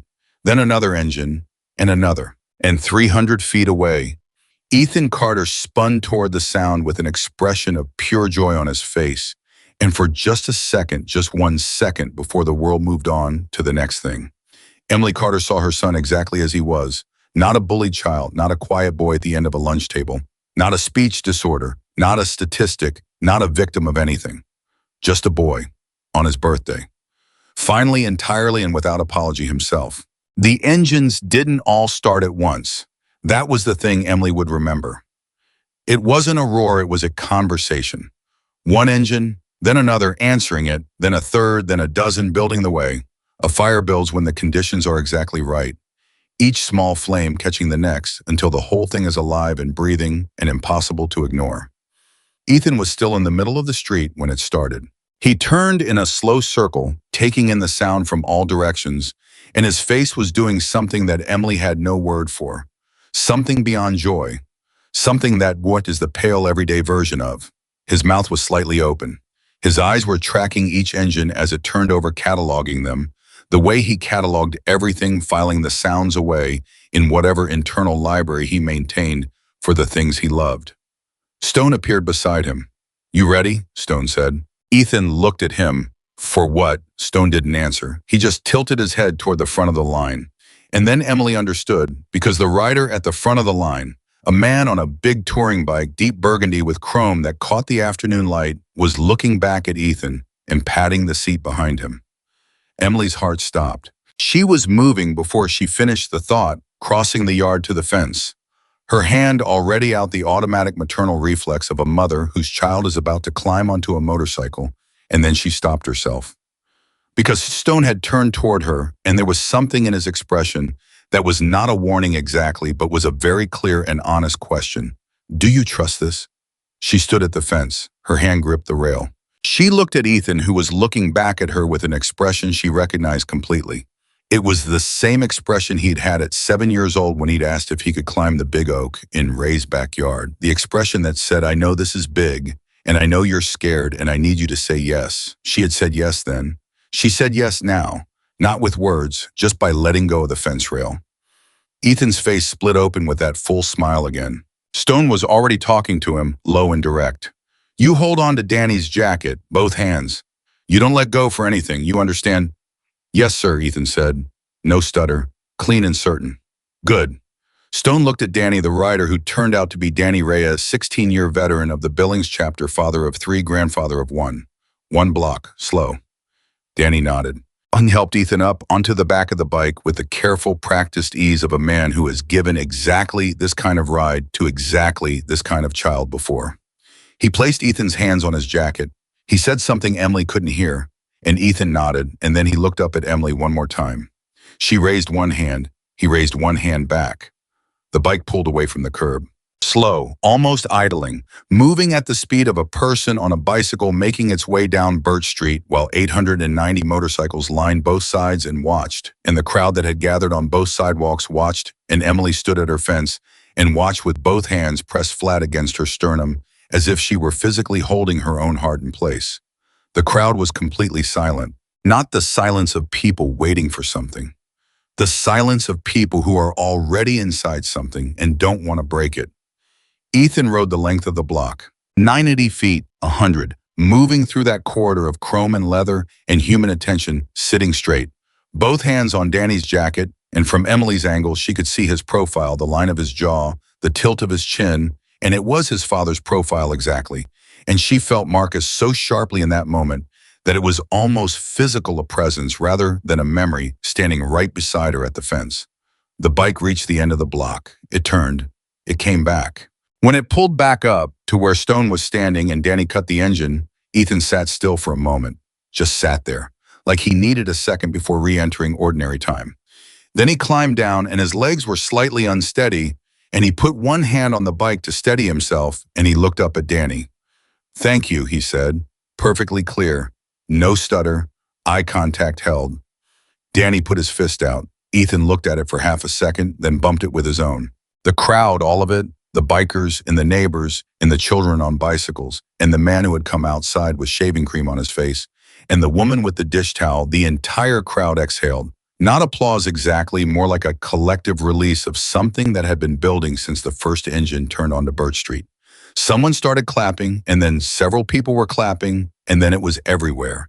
And Ethan stood beside the bike, looking at the crowd with the expression of someone who genuinely doesn't understand what is happening, but is choosing to stand in it rather than step back from it. Stone's hand landed on his shoulder. Heavy, steady, the hand of a man who means it. That's yours, Stone said. That feeling. Nobody can take it. Ethan nodded. He believed it. Emily could see that he believed it, not as a thing an adult was telling him, but as a thing he had just confirmed for himself. There is a difference between being told you are capable and discovering it, and the discovery had just happened right there on Birch Street in front of 900 witnesses. Emily finally let go of the fence rail. She walked inside. She needed 60 seconds alone, and she took them in the kitchen, leaning against the counter with both hands flat on the formica, breathing in and out until she could trust her face again. The cake was half eaten on the counter. The $43 was still in the silverware drawer. The 12 index card invitations she'd never sent were in the recycling bin under the sink where she had put them on Thursday in a moment of giving up. That felt very distant now, 60 seconds. She pushed off the counter. She went back outside. The afternoon had shifted slightly. The light was going longer and more golden, the specific quality of late afternoon sun in Montana in late spring that makes everything look like it was painted by someone who was trying very hard to make you feel something. People had gotten comfortable. Lawn chairs had appeared from somewhere. The Henderson couple were holding court with two enormous men in leather cuts, Margaret apparently explaining her oatmeal, raisin cookie recipe in detail while one of the bikers took notes on his phone. Frank Henderson had gotten into what appeared to be a deeply serious conversation about Korean War military motorcycles with a gray-haired rider who kept nodding with the enthusiasm of a man who has finally found the right audience for this specific knowledge. Linda had produced a second cake from somewhere. She had gone home and come back, apparently because that was the kind of person Linda was, a sheet cake from the store, bought frostings, the words, "Happy Birthday, Ethan," in slightly crooked red letters across the top. I had it in the car, Linda said when Emily looked at her. You had a birthday cake in your car. I stopped at Hendrick's on Thursday, just in case. Linda shrugged the shrug of a woman who plans for contingencies and will not apologize for it. I wasn't going to say anything if things went sideways. Emily stared at her. I love you, Emily said. I know, Linda said. Help me find somewhere to set this down. They set it on the folding table, next to the original cake, and somebody produced more paper plates from somewhere. And for the next 45 minutes, Birch Street had 2 birthday cakes and a crowd of several hundred people who were finding to their mutual surprise that they were having a genuinely good time. The neighborhood kids had fully integrated into the group. By now, the careful social segregation of the school lunch table utterly dissolved in the presence of something larger than any of its usual rules. Jake Mercer was sitting on a motorcycle that its owner had apparently given permission for making engine noises and looking approximately 9 years younger than he had on the playground last February. Connor Webb had found a rider who was willing to show him how a clutch worked.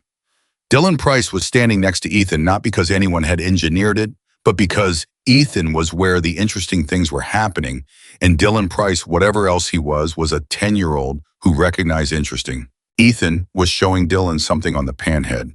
His voice was clear and unhurried. His hands moved the way his hands always moved when he talked about motorcycles with a precision and expressiveness that didn't exist when he was talking about anything else, as though the subject matter itself organized something in him that stayed unorganized the rest of the time. Dylan was listening, actually listening the way children listen when they have genuinely forgotten to perform disinterest. How do you know all this? Dylan said. Books, Ethan said, and I watch videos, and I think about it a lot. Like you memorized it. Not exactly memorized, it just makes sense to me how the parts fit together. Ethan paused. Like an engine is basically just a really precise argument. Every part has to say the right thing at the right time or the whole thing falls apart. Dylan had looked at him for a moment. That's kind of a weird way to think about it. Yeah, Ethan said, entirely unbothered. Probably. Dylan was quiet for another moment.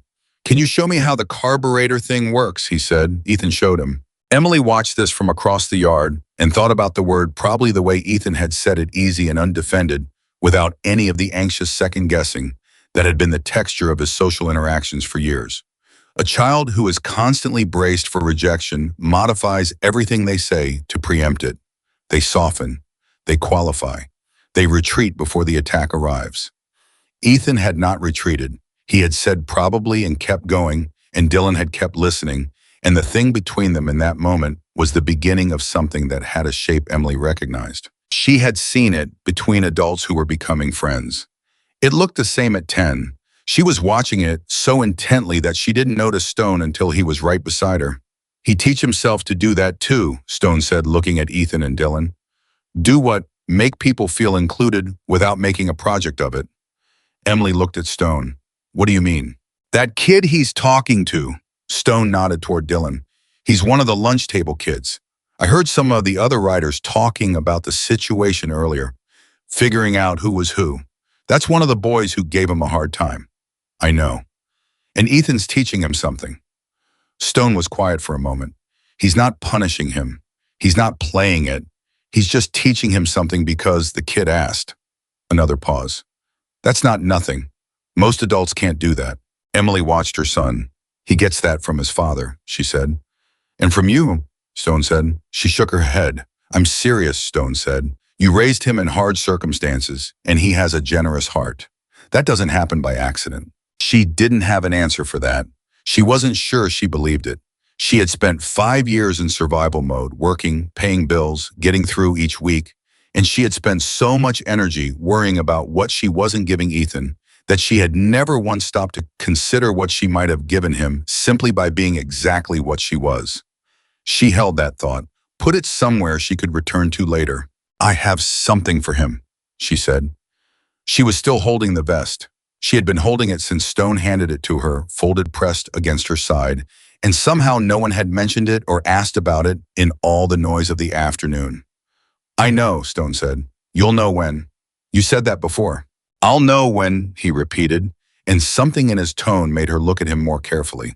He was watching the street with the expression of a man who knows something she doesn't, which she was beginning to understand was his default state. She looked at the street. She didn't see it yet.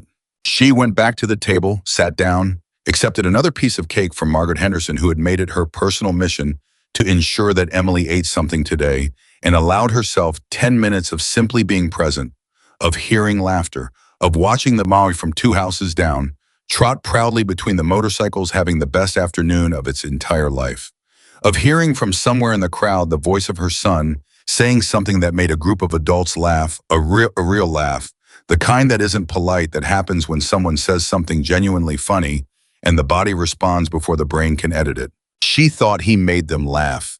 Ethan made a group of Hell's Angels laugh. Marcus would have loved this so much. She held that thought too. Let it hurt the way things that are true and painful hurt cleanly, without the ragged edges of bitterness. Marcus would have loved this. He would have been out there with Ethan from the first minute, asking questions, making friends, probably ending up with everyone's phone number by the end of the afternoon. He would have been insufferable about it for weeks. He would have brought it up at dinner tables for years. Remember the birthday, he would have said, and he would have been grinning before he even finished the sentence. She let herself miss him fully for a few minutes, without managing it or apologizing for it or making sure Ethan didn't see. Then she put it away, not gone, just back in its place. And when she put it away, she felt underneath the grief something solid and warm and new. The recognition that today had given Ethan something she hadn't known how to give. Him not a replacement for his father. Nothing could be that, but the knowledge that the world contained people who showed up. That strangers could become, if not family, then something adjacent to it. That belonging was not a finite resource distributed only to the lucky few, but something that could be built, created, extended, that it could arrive on a Saturday afternoon on Birch Street in the form of 893 motorcycles, because one person had been willing to ask. She was deep in that thought when Ray came and sat beside her. He didn't say anything for a while. He just sat there, which was his particular gift, the capacity to be present without demanding anything from the presence. Then he said, "Sarah Novak came and talked to me." Emily looked at him. The reporter, she wanted background, context. I told her what I knew. He paused. "I hope that's all right. What did you tell her?" "The truth," Ray said. "About Ethan, about the situation at school, about what you've been carrying." He paused. "About what kind of person drives out to Route 12 alone at night because she can't think of another way to fight for her kid." Emily was quiet. "The story's going to run," Ray said. "Tonight probably, maybe tomorrow morning at the latest." She had enough. He looked at her sideways. "You should be ready for that." "Ready for what exactly?" "For people to know," he said simply. She turned this over in her mind. People knowing. She had spent 5 years in the particular invisibility of the working poor, in a small town, present everywhere, seen by almost no one. Her struggles neither dramatic enough for sympathy nor resolved enough for inspiration. Just ongoing, just daily, just real in the way that most hard things are real, which is quietly and without ceremony. "Ray," she said, "yeah, I don't want this to be about me." "It's not about you," he said, "but you're part of it. You can't be the person who knocked on that door and then stand outside the story." She sat with them. He was right. He was frequently right, which was one of the things she valued about him and occasionally found exhausting. She was still sitting with it when the thing Stone had been waiting for happened. It started with a rider she hadn't noticed before, an older man, mid-60s, thin, with a white beard and a quietness to him that was different from the quietness of reticence. More like the quietness of someone who has learned to conserve. He had been at the edge of the crowd for most of the afternoon, not uninvolved, but not at the center, watching with the particular attention of someone who is taking detailed notes. She noticed him because he was walking toward Ethan with something in his hands. Not aggressively, not dramatically, but with the specific purposefulness that makes a crowd unconsciously make room without anyone organizing it. Ethan saw him coming and stopped talking. The man crouched down in front of Ethan, literally crouched, lowering himself to eye level, which Emily recognized as the gesture of an adult who is serious about being heard by a child. He held out what was in his hands. A photograph, old by the look of it, the color slightly faded, the edges slightly worn. Ethan took it carefully, held it with both hands, the way he held his notebooks, with the instinctive respect he had for things that mattered. He looked at it. Emily was too far away to see the photograph, but she saw Ethan's face when he looked at it, and what she saw there made her stand up from her chair. Ethan looked up at the man. "Is this a knucklehead?" he said. 1947, the man said, "belonged to my father." "She's beautiful," Ethan said. The man smiled. It was the smile of someone receiving something they have not been given in a long time. She's gone now, but I've been building a replica for 11 years. He paused. "You want to see the plans sometime?" Ethan stared at him. "You're building one from scratch. Sourcing the parts mostly, some machining, it's slow." Another pause. "I could use someone to check my work." Ethan looked at him for a long moment. "I'm 10, he said. "I know how old you are," the man said. "You just correctly diagnosed a float problem on a running bike that a guy with 30 years experience had been chasing for 3 months. I know exactly what you're capable of." Silence. "My name's Walt," the man said. Ethan said. They shook hands. Emily sat back down. She pressed both hands over her face and breathed. When she looked up again, Linda was beside her with a paper cup of lemonade, because Linda always knew when lemonade was needed. And for a moment, the two women just looked at each other with the specific shared understanding of people who have watched something unfold that they will spend the rest of their lives trying to describe accurately and failing. "Walt Greer," Linda said quietly. "You know him. I was on the local news about 2 years ago. He's been building that replica motorcycle in his garage for over a decade. It's kind of a famous project in the community." Linda paused. "He used to stutter too, pretty badly. He mentioned it in the interview." She looked at Emily. "I don't think Stone sent him over there by accident." Emily looked at Stone, who was standing 20 feet away, talking to Danny Reyes and very deliberately not looking in her direction. She looked back at Walt, who was now showing Ethan something on his phone plans, probably, or photographs of parts, and Ethan was leaning in with his entire body, the posture of someone completely captured. Stone had known about Walt. Stone had invited Walt specifically. He had built this afternoon with the care and attention that a person builds something they want to last. Not just the spectacle of the motorcycles, not just the crowd and the cameras and the birthday cake, but the substance underneath it. Davis Keene, who had stuttered. Walt Greer, who had stuttered and built things, the specific people who could give Ethan specific things that no birthday party, however large, could provide on its own. This had been engineered, not manipulatively, not cynically, with love or whatever the equivalent is in the vocabulary of men who don't use that word, who express it instead through organization and presence and showing up. She stood up, she walked to Stone. He saw her coming and turned to face her. She stopped in front of him. She held up the vest. "You planned all of it," she said. He looked at her evenly. "Davis Keene," she said. "Walt Greer. You knew who they were and what they had in common with Ethan before any of this started." "Walt reached out to me," Stone said. "When I put the word out about the birthday, he called me directly. Said he'd been following the local news and wanted to come." He paused. "I just made sure they both talked to him." "You could have told me," she said.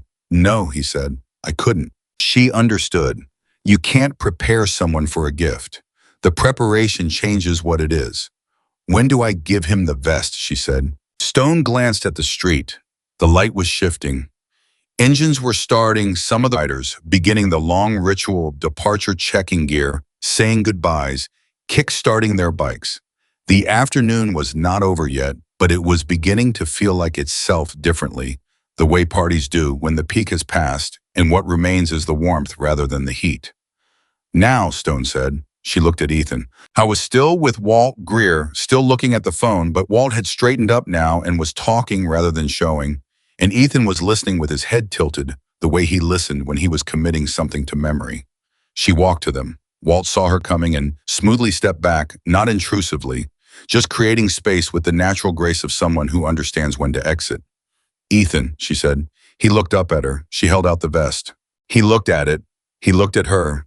He looked at the vest again, and this time he took it from her hands with the careful two-handed grip he used for things that mattered, and he turned it over, and he saw the back.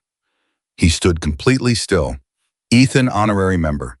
And underneath it, hundreds of signatures pressed into the leather by hundreds of men who had driven from across the state to be here today. He ran his thumb across the signatures, slowly, carefully.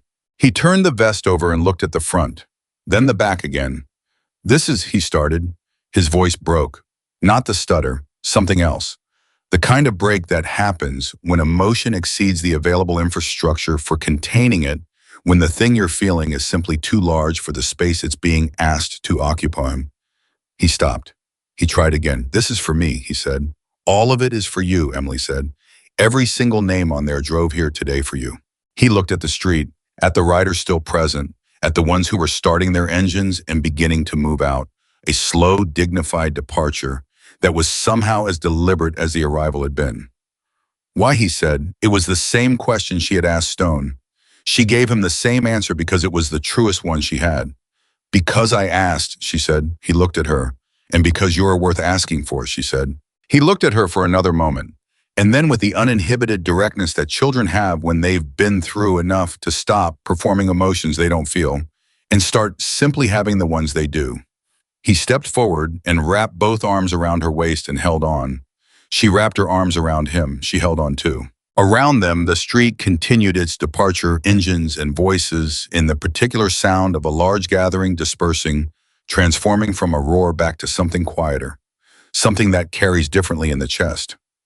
But inside the circle of that hug on the sidewalk, in front of the smallest house on Birch Street, time was doing what it sometimes does when a moment is important enough, moving more slowly, holding itself open. "I love you, Mom," Ethan said into her jacket. "I love you too, bud," she said into his hair.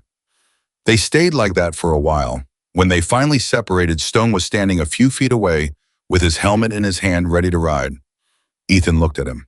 "Thank you," Ethan said. He said it directly with eye contact, the way Davis Keene had told him to speak, not perfectly, but fully. Stone looked at him for a moment. "You take care of your mother," he said. "I do," Ethan said. And then with the particular precision of someone who is going to say exactly what they mean, and not a syllable less, "She takes care of me too."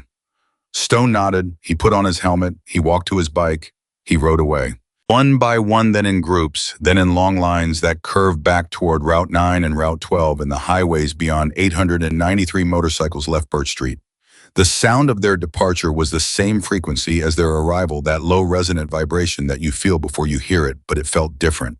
It felt like something completing rather than something beginning. The last engine faded. Silence returned to the street.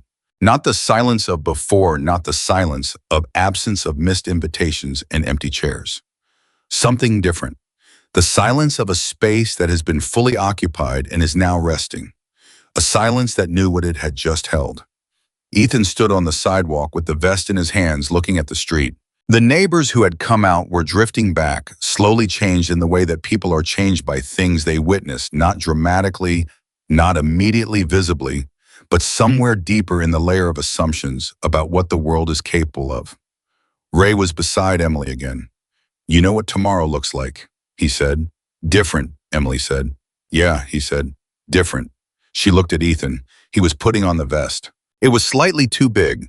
The shoulders wide, the hem hanging past his hips, and he didn't care. You could see plainly that he didn't care, because the fit of the thing was not the point, and he knew it. He put it on, and he stood up straight, and he looked down at himself for a moment. Then he looked up. He caught Emily's eye across the yard. He grinned. Not the careful smile. Not the guarded one. The full one. The one she had seen on his father's face in exactly the same configuration. That open, unguarded total expression of a person who is in this exact moment completely okay. She grinned back. And somewhere between the grin and the fading light and the sound of the last engine disappearing on Route 9, something settled into place in Emily Carter's life that had been missing for 5 years. Not repaired, she didn't believe in the language of fixing grief, as though lost were a broken thing with a correct configuration to return to. But settled, finding the shape of the space it would occupy going forward, learning to coexist with everything else that was true. Marcus was gone. That was true.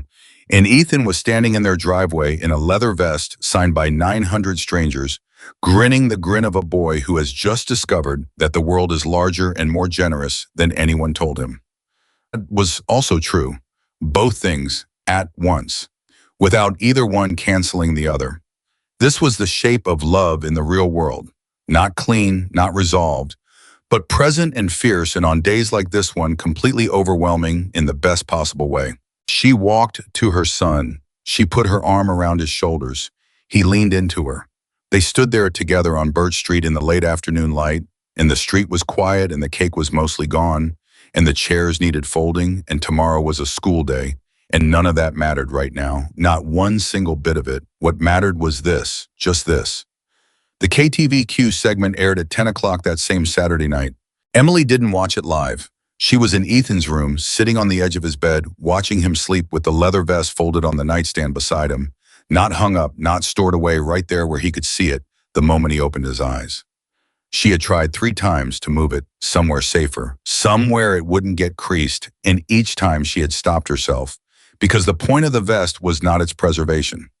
The point of it was what it meant to him to have it close. So she left it on the nightstand slightly crooked exactly where he'd put it himself. She watched him sleep for a while. She did this sometimes, not often, because she was usually too exhausted by the time he was asleep to do anything except fall into her own bed. But on the nights when something had happened that was too large to process alone, she came and sat in the doorway or on the edge of his bed and watched him breathe and let the realness of him be the thing that organized everything else. His chest rising and falling, the slight furrow between his brows that never fully smoothed, even in sleep, the expression of a child who thinks hard about things even when unconscious.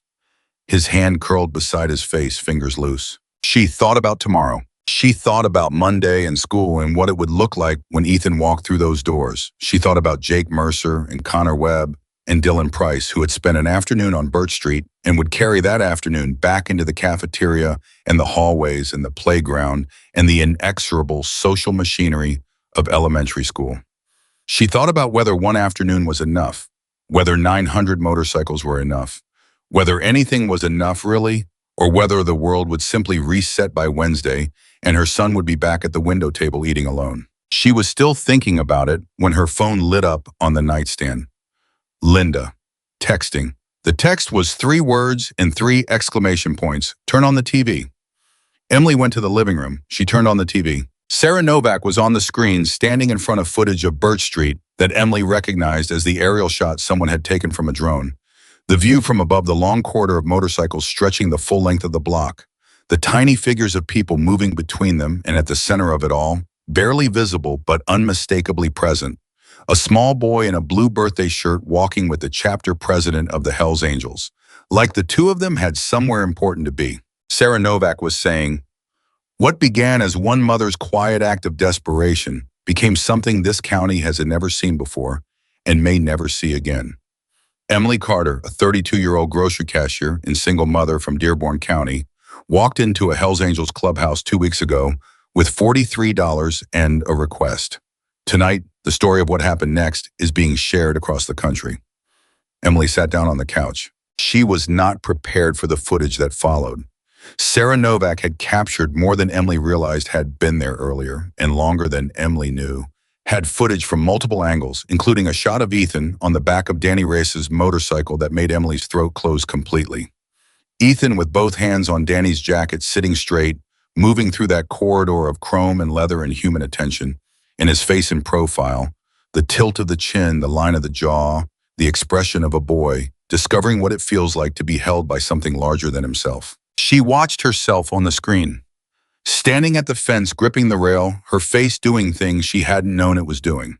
The camera had caught the moment she let go of the rail, that small, specific motion of release, and Sarah Novak in voiceover said, "She told me she was more afraid of doing nothing than of walking into the unknown.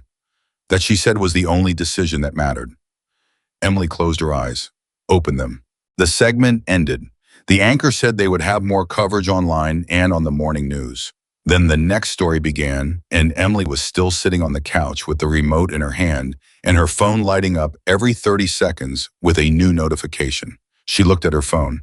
Texts from numbers she didn't recognize. Facebook notifications. She had a Facebook account she used perhaps once a month, climbing in real time.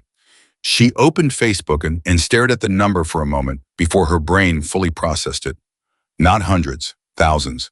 Comments and shares and messages, the digital equivalent of a crowd assembling, gathering around a story. The way people have always gathered around stories that confirmed something they needed to believe was still true. She put the phone face down on the cushion beside her. She sat in the quiet of her living room. She thought about the $43 in the silverware drawer. She went to the kitchen and opened the drawer and took out the envelope and held it for a moment. $43. The physical weight of a week and a half of setting aside, of calculating, of choosing between things that all needed choosing. She put it back in the drawer. She closed the drawer. She went to bed. She did not sleep for a long time. But when she finally did, it was the deepest sleep she had managed in months. By Sunday morning, the story had left Montana. She didn't realize it at first. She woke at 7 with her usual alarm-made coffee, stood at the kitchen window, looking at the street that was entirely, completely, quietly ordinary. No motorcycles, no crowd. Just Birch Street on a Sunday morning with the light coming in at an angle and a dog trotting past and the Garcias' sprinklers cycling on, and she thought it happened. It was real. And now it's Sunday. Then Ethan woke up. He came out in his pajamas with his hair sideways in the vest over his pajama top, which she had not predicted, but which was, she decided immediately, entirely correct. He sat down at the kitchen table. She put coffee in front of him, his first cup of actual coffee, half milk. One sugar, a birthday concession she had made yesterday, and apparently was now a standing arrangement, and they sat across from each other in the Sunday morning quiet. "How do you feel?" she asked. I thought about it seriously, which was his way. He did not answer questions like, "How do you feel?" with reflexive fine, not with her, not when she asked like she meant it. Like something changed, he said, but I don't know exactly what. "That's because it just happened," she said. "You won't know exactly what for a while." He nodded. He looked at the vest. He smoothed one hand across the leather, across the signatures. "Mom," he said. "Yeah." "How did you know they would come?" She wrapped both hands around her coffee cup. "I didn't," she said. He looked up at her. "Then why did you go?" She thought about this. She thought about lying in the dark at 2 a.m. with the impossible idea forming in her mind. She thought about driving to Route 12 with everyone's warnings echoing in her ears. She thought about sitting in the parking lot for 4 minutes, looking at the clubhouse door, thinking about the look on his face when he said nobody would come anyway. "Because not going felt worse," she said. "Because I couldn't figure out anything else to try, and I decided that failing at something was better than not trying it." He was quiet for a moment. "Is that what you always do?" he said.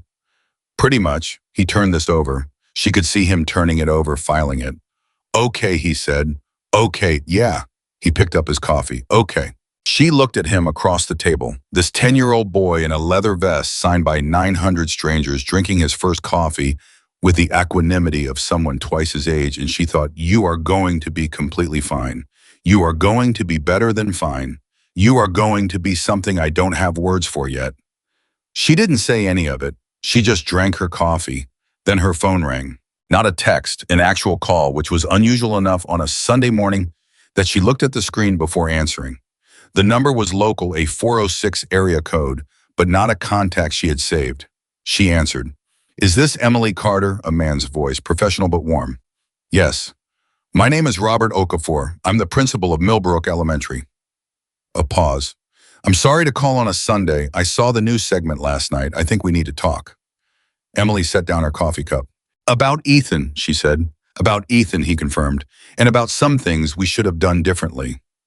And about what I think we can do now." Another pause. "Would you be willing to come in tomorrow morning before school? I want to talk to you directly, not through the usual channels, because I think you deserve that." She had spoken with Principal Okafor exactly twice in the past 3 years. Once when Ethan was enrolled, once when she'd reported the bullying situation and left his office feeling as though she'd submitted a form that would be processed according to its proper procedure and nothing further would happen. She had been right about that. She was quiet for a moment. "Yes," she said, "I'll be there." She hung up. She looked at Ethan, who had heard enough to know something was happening and was watching her with the steady, careful attention he deployed when he was deciding whether to ask. "That was your principal," she said. "Principal Okafor." Ethan's expression shifted, a slight tightening, the automated response of a child who has learned that phone calls about school rarely contain good news. "I wants to meet tomorrow," Emily said. For school. She held Ethan's gaze steadily. "I think things are going to be different this week." Different how? She thought about how to answer this honestly, without promising things she couldn't guarantee, without performing optimism she wasn't sure she felt. "I don't know exactly," she said. "But when something big happens, publicly institutions pay attention. Schools pay attention.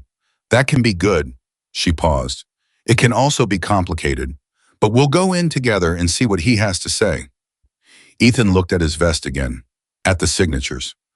What if it just goes back to how it was, he said. Quiet, direct, the question of someone who has been disappointed enough times to locate the specific fear without flinching from it. Then we figure out the next thing, Emily said. Same as always, she reached across the table and touched his hand. But I don't think it's going to go back. I think yesterday changed something. Not just for you, for a lot of people in this town. He looked at her.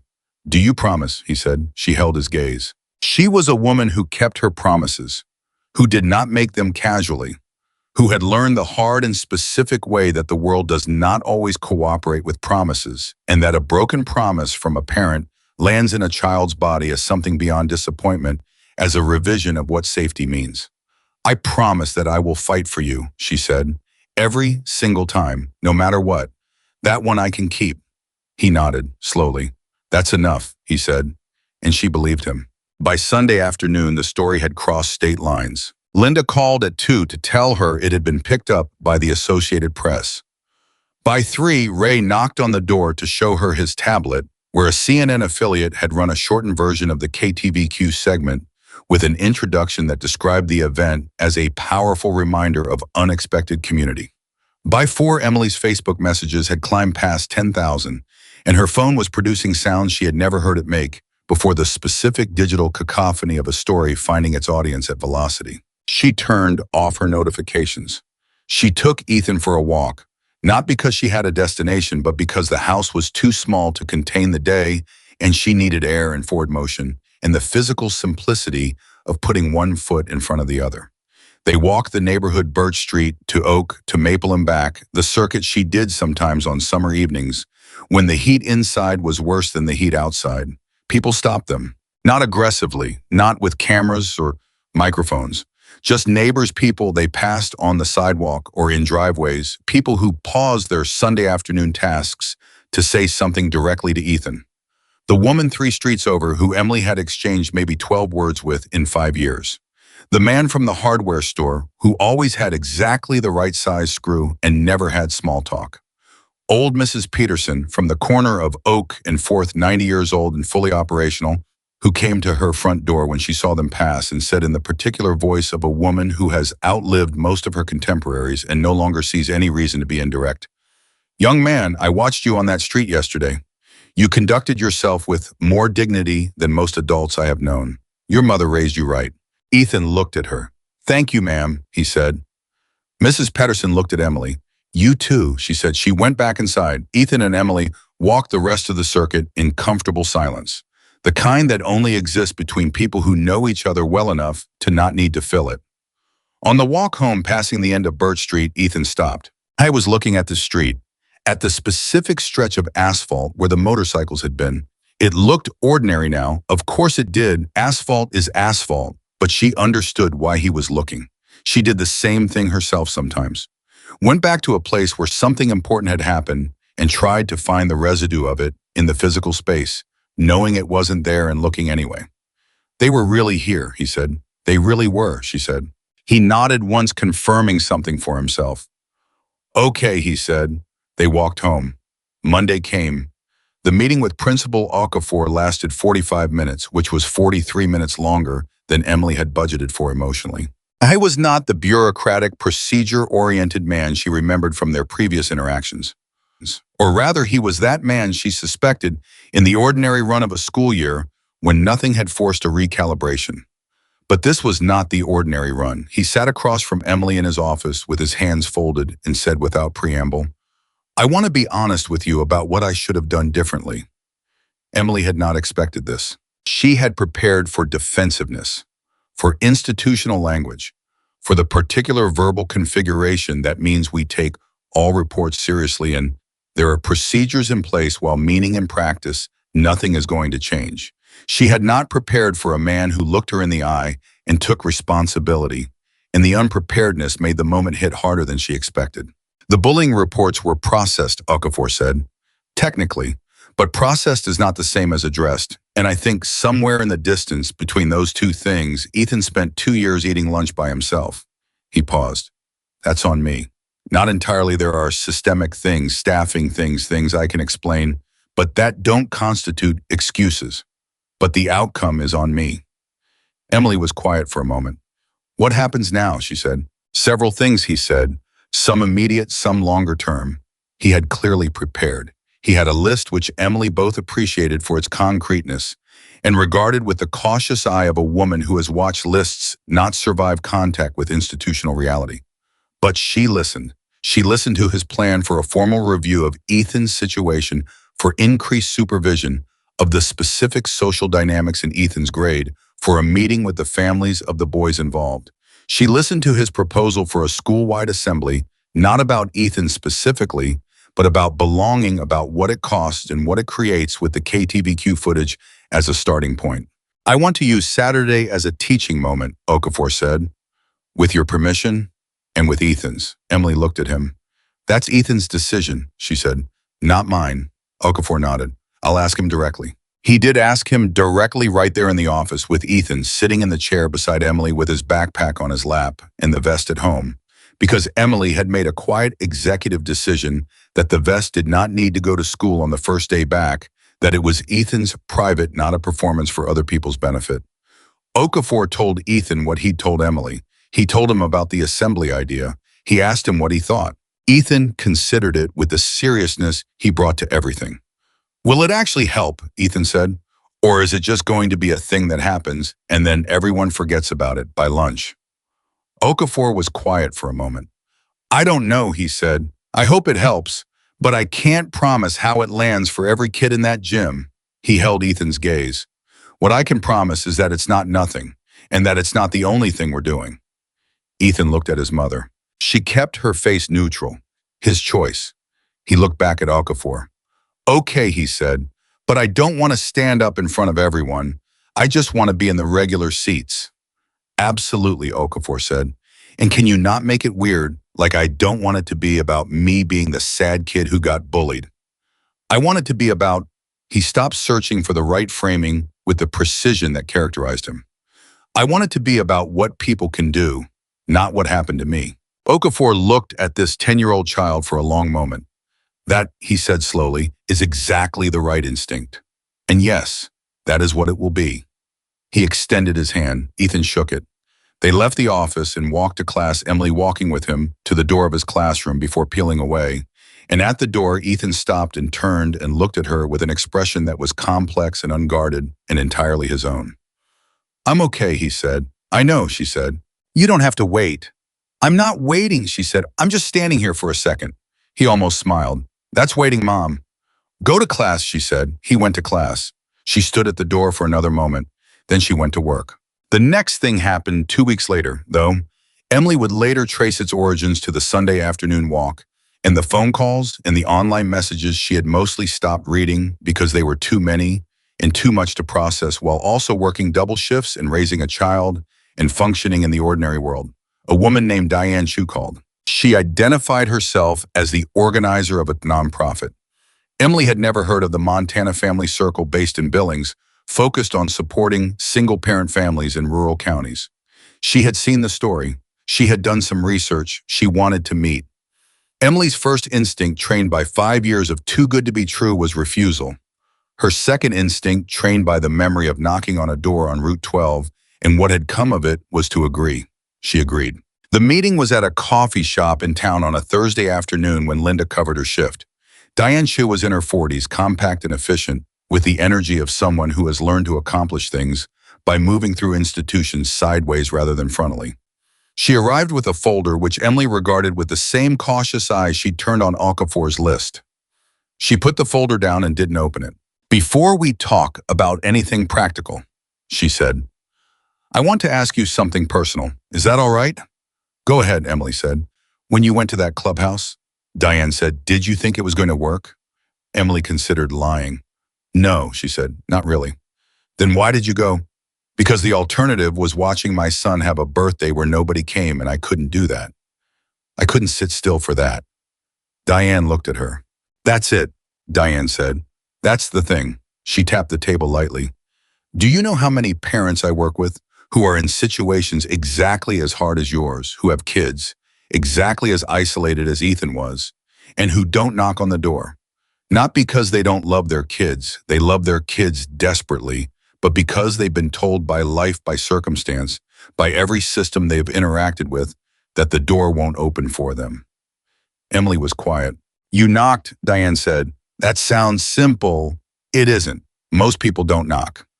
I almost didn't, Emily said. But you did. Diane looked at her directly. I'd like your help. Emily blinked. Not in a complicated way, Diane said quickly. Not asking you to change your life or leave your job or become a spokesperson for anything you're not. Just, she paused. There's a program we're starting, birthday celebrations for kids in exactly Ethan's situation. Kids whose families can't afford parties. Kids who are isolated kids who are going to have a birthday where nobody comes unless somebody makes it happen. She paused. We'd like call it something. We don't know what yet, but we'd like your input. And if you're willing, your story. Emily looked at the folder on the table. Open it, she said. Diane opened it. Emily read. The program was real. The funding was partly secured, partly in progress. The structure was practical, grounded the work of people who knew how to build things that last rather than things that look good in a press release. She asked questions. Diane answered them directly, including the ones that had unflattering answers, the gaps in funding, the limitations of scope, the things they hadn't figured out yet. They talked for 2 hours. When Emily left the coffee shop, she drove home and sat in the car in the driveway for 10 minutes thinking, not about whether to help. She had already decided that somewhere in the second hour of the conversation, when Diane described a 6-year-old girl in Cascade County who had spent her last birthday alone while her mother worked a night shift, she was thinking about what it meant, about how far a single knocked door could travel before it stopped producing something new. She didn't know the answer. She went inside.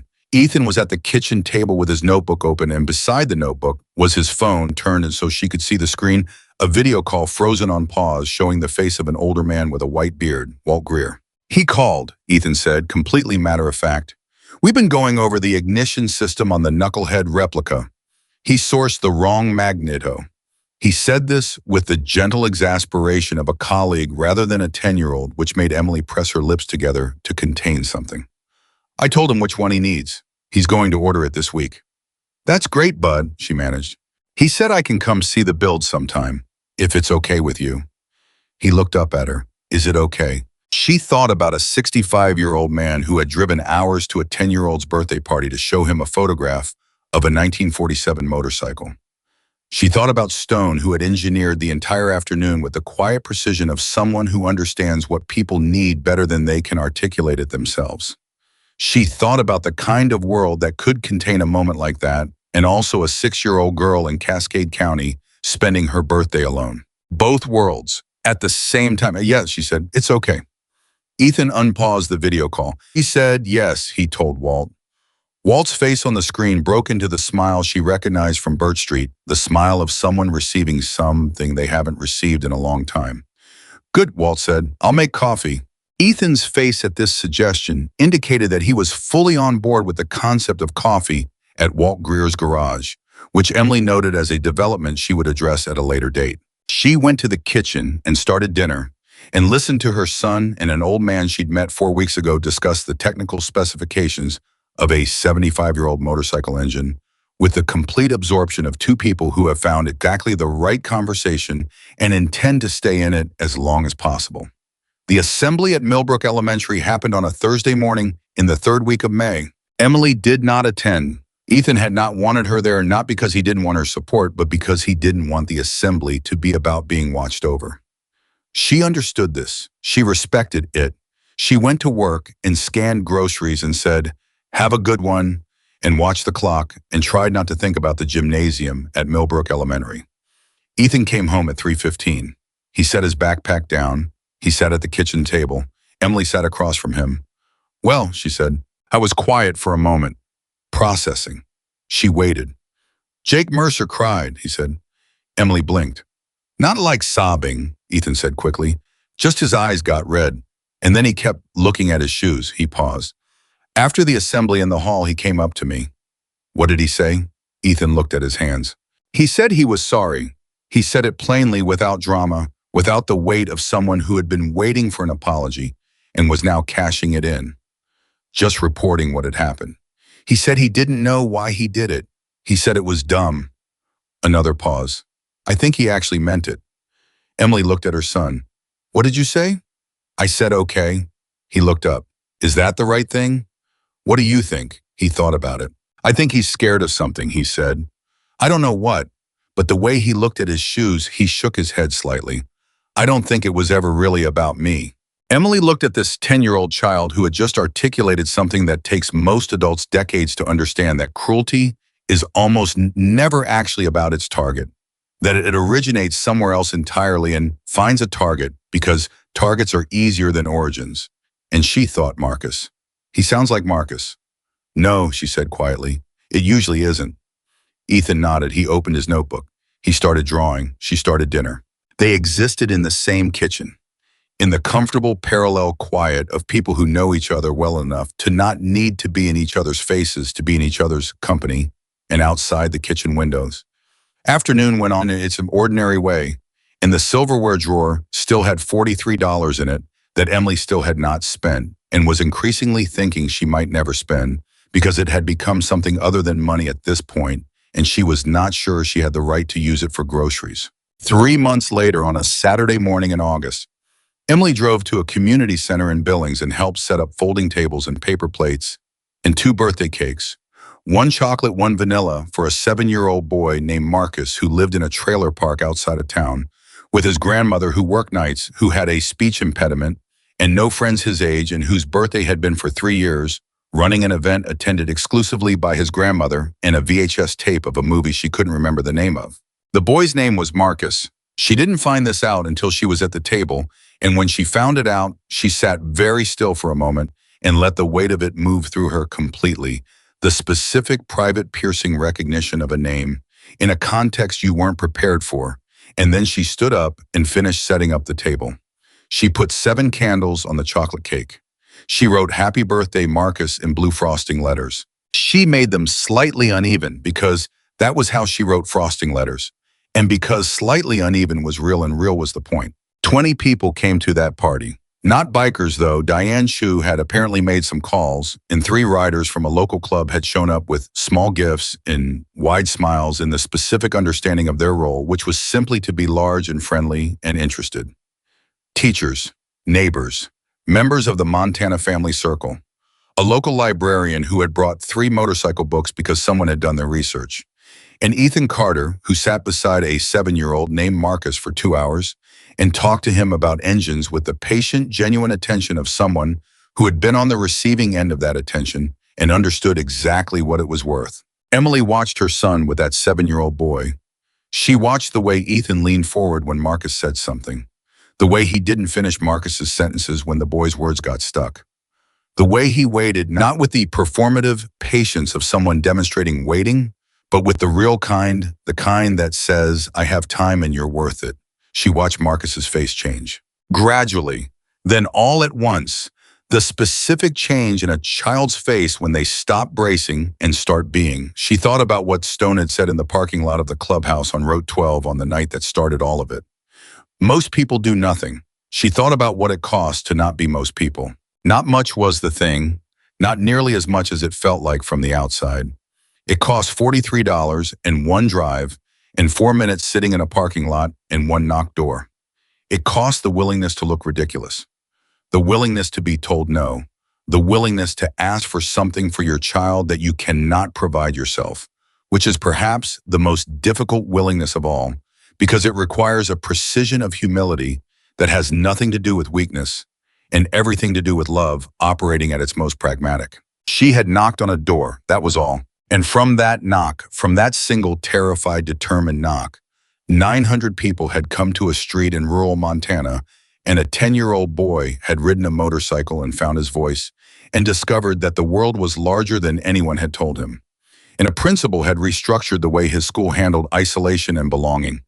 And a nonprofit had built a program that would go on to hold birthday celebrations in 4 Montana counties within its first year, and then 7 and then more. And an old man in a garage was building a 1947 motorcycle with a 10-year-old consultant who called every Thursday evening and had opinions about magnetos. And a 7-year-old boy named Marcus was eating birthday cake and laughing at something the Carter kid had said, laughing the way children laugh when they've forgotten to be guarded, the full-body laugh that belongs to the moment completely. Because one mother had been more afraid of doing nothing than of doing something impossible. Ethan came and stood beside her. He had a piece of cake on a paper plate, chocolate the same kind, and he handed her a fork and stood close enough that their shoulders touched, which was his way of saying things he didn't always have words for. She took the fork. She looked at the room, at the tables and the streamers and the 2 cakes and the 20 people who had shown up on a Saturday because a phone call had gone out and they had said yes. At Marcus, who was now wearing a paper birthday crown at a slight angle and whose grandmother across the table was watching him with an expression that Emily recognized from the inside out. She thought about Marcus Carter, her Marcus. About the phone call from the road, the excitement in his voice, the job interview that had gone great. She thought about all the years between that Tuesday in October and this Saturday in August, all the double shifts and sleepless nights and $43 envelopes and knocked doors. She thought about what he would say if he could see this room. She knew exactly what he would say. He would say, "That's my boy." She took a bite of cake. "Good party," Ethan said. "Yeah," she said. "We should do this again," he said. "We will," she said. "We already have it scheduled. 3 weeks." He nodded, satisfied, like a person confirming something that was always going to happen. They stood together in that room, the 32-year-old grocery cashier from Birch Street and her 10-year-old son in his slightly too big leather vest with the hundreds of signatures, and they watched a 7-year-old boy named Marcus blow out his candles, and the room erupted in the kind of applause that doesn't require coordination, that comes from the body before the mind can organize it, the automatic human response to watching someone be celebrated who deserves it. All 7 candles went out, every one. Emily Carter smiled, not the careful one, not the managed one, the full one, the one that reaches the eyes, the one that cannot be produced except by something real. And that was enough. Not because everything was fixed, because nothing in life gets fixed in the clean final way that stories sometimes promise. The world was still hard. Double shifts were still double shifts. Grief was still grief. Living in its permanent room in the house, neither welcome nor evictable. The lunch tables of the world were still arranged the way they had always been, and children were still finding themselves on the wrong side of them every single day. But Emily Carter had learned something, had always known it, but had proven it now in the way that only action can prove a thing, that the lunch tables were not the end of the story, that a door knocked on and could open, that strangers could become something close enough to family, that the distinction stopped mattering. That one small wish spoken honestly into a room full of people who had been written off by the world and knew exactly what that felt like, could start something that outlasted the afternoon it was born in. She had walked into the unknown for her son. The unknown had walked back. And on a Saturday in August in a community center in Billings, surrounded by the evidence of what one knocked door can start, Emily Carter stood beside her son and understood in the full and undefended way that understanding sometimes arrives when you stop bracing for the next hard thing long enough to feel the present one, that she had done it. She had given her son proof. Proof that complete strangers could become family. Proof that the world was larger than the lunch table. Proof that a mother with $43 and nowhere left to turn could knock on the right door at the right moment and change everything. Not just for her child, but for every child whose birthday had been an empty room, and every parent who had stood in a kitchen with wet hands and no more options and felt the specific devastating quiet of a wish they didn't know how to make come true. She had shown them how. You show up, you knock. You don't let the fear of no be louder than the love that sent you to the door. That was all. That was everything. That was what Emily Carter, 32 years old, grocery cashier, single mother woman of $43 and one impossible idea, gave her son and her town and every stranger who would ever hear this story and feel in it the specific frequency of their own locked door, their own terrible quiet, their own small wish waiting to be spoken to someone willing to listen. You knock. And sometimes if you knock like you mean it, if you knock like there is no backup plan, if you knock with the full weight of a love that has run out of every other option, the door opens. And what comes through it changes everything.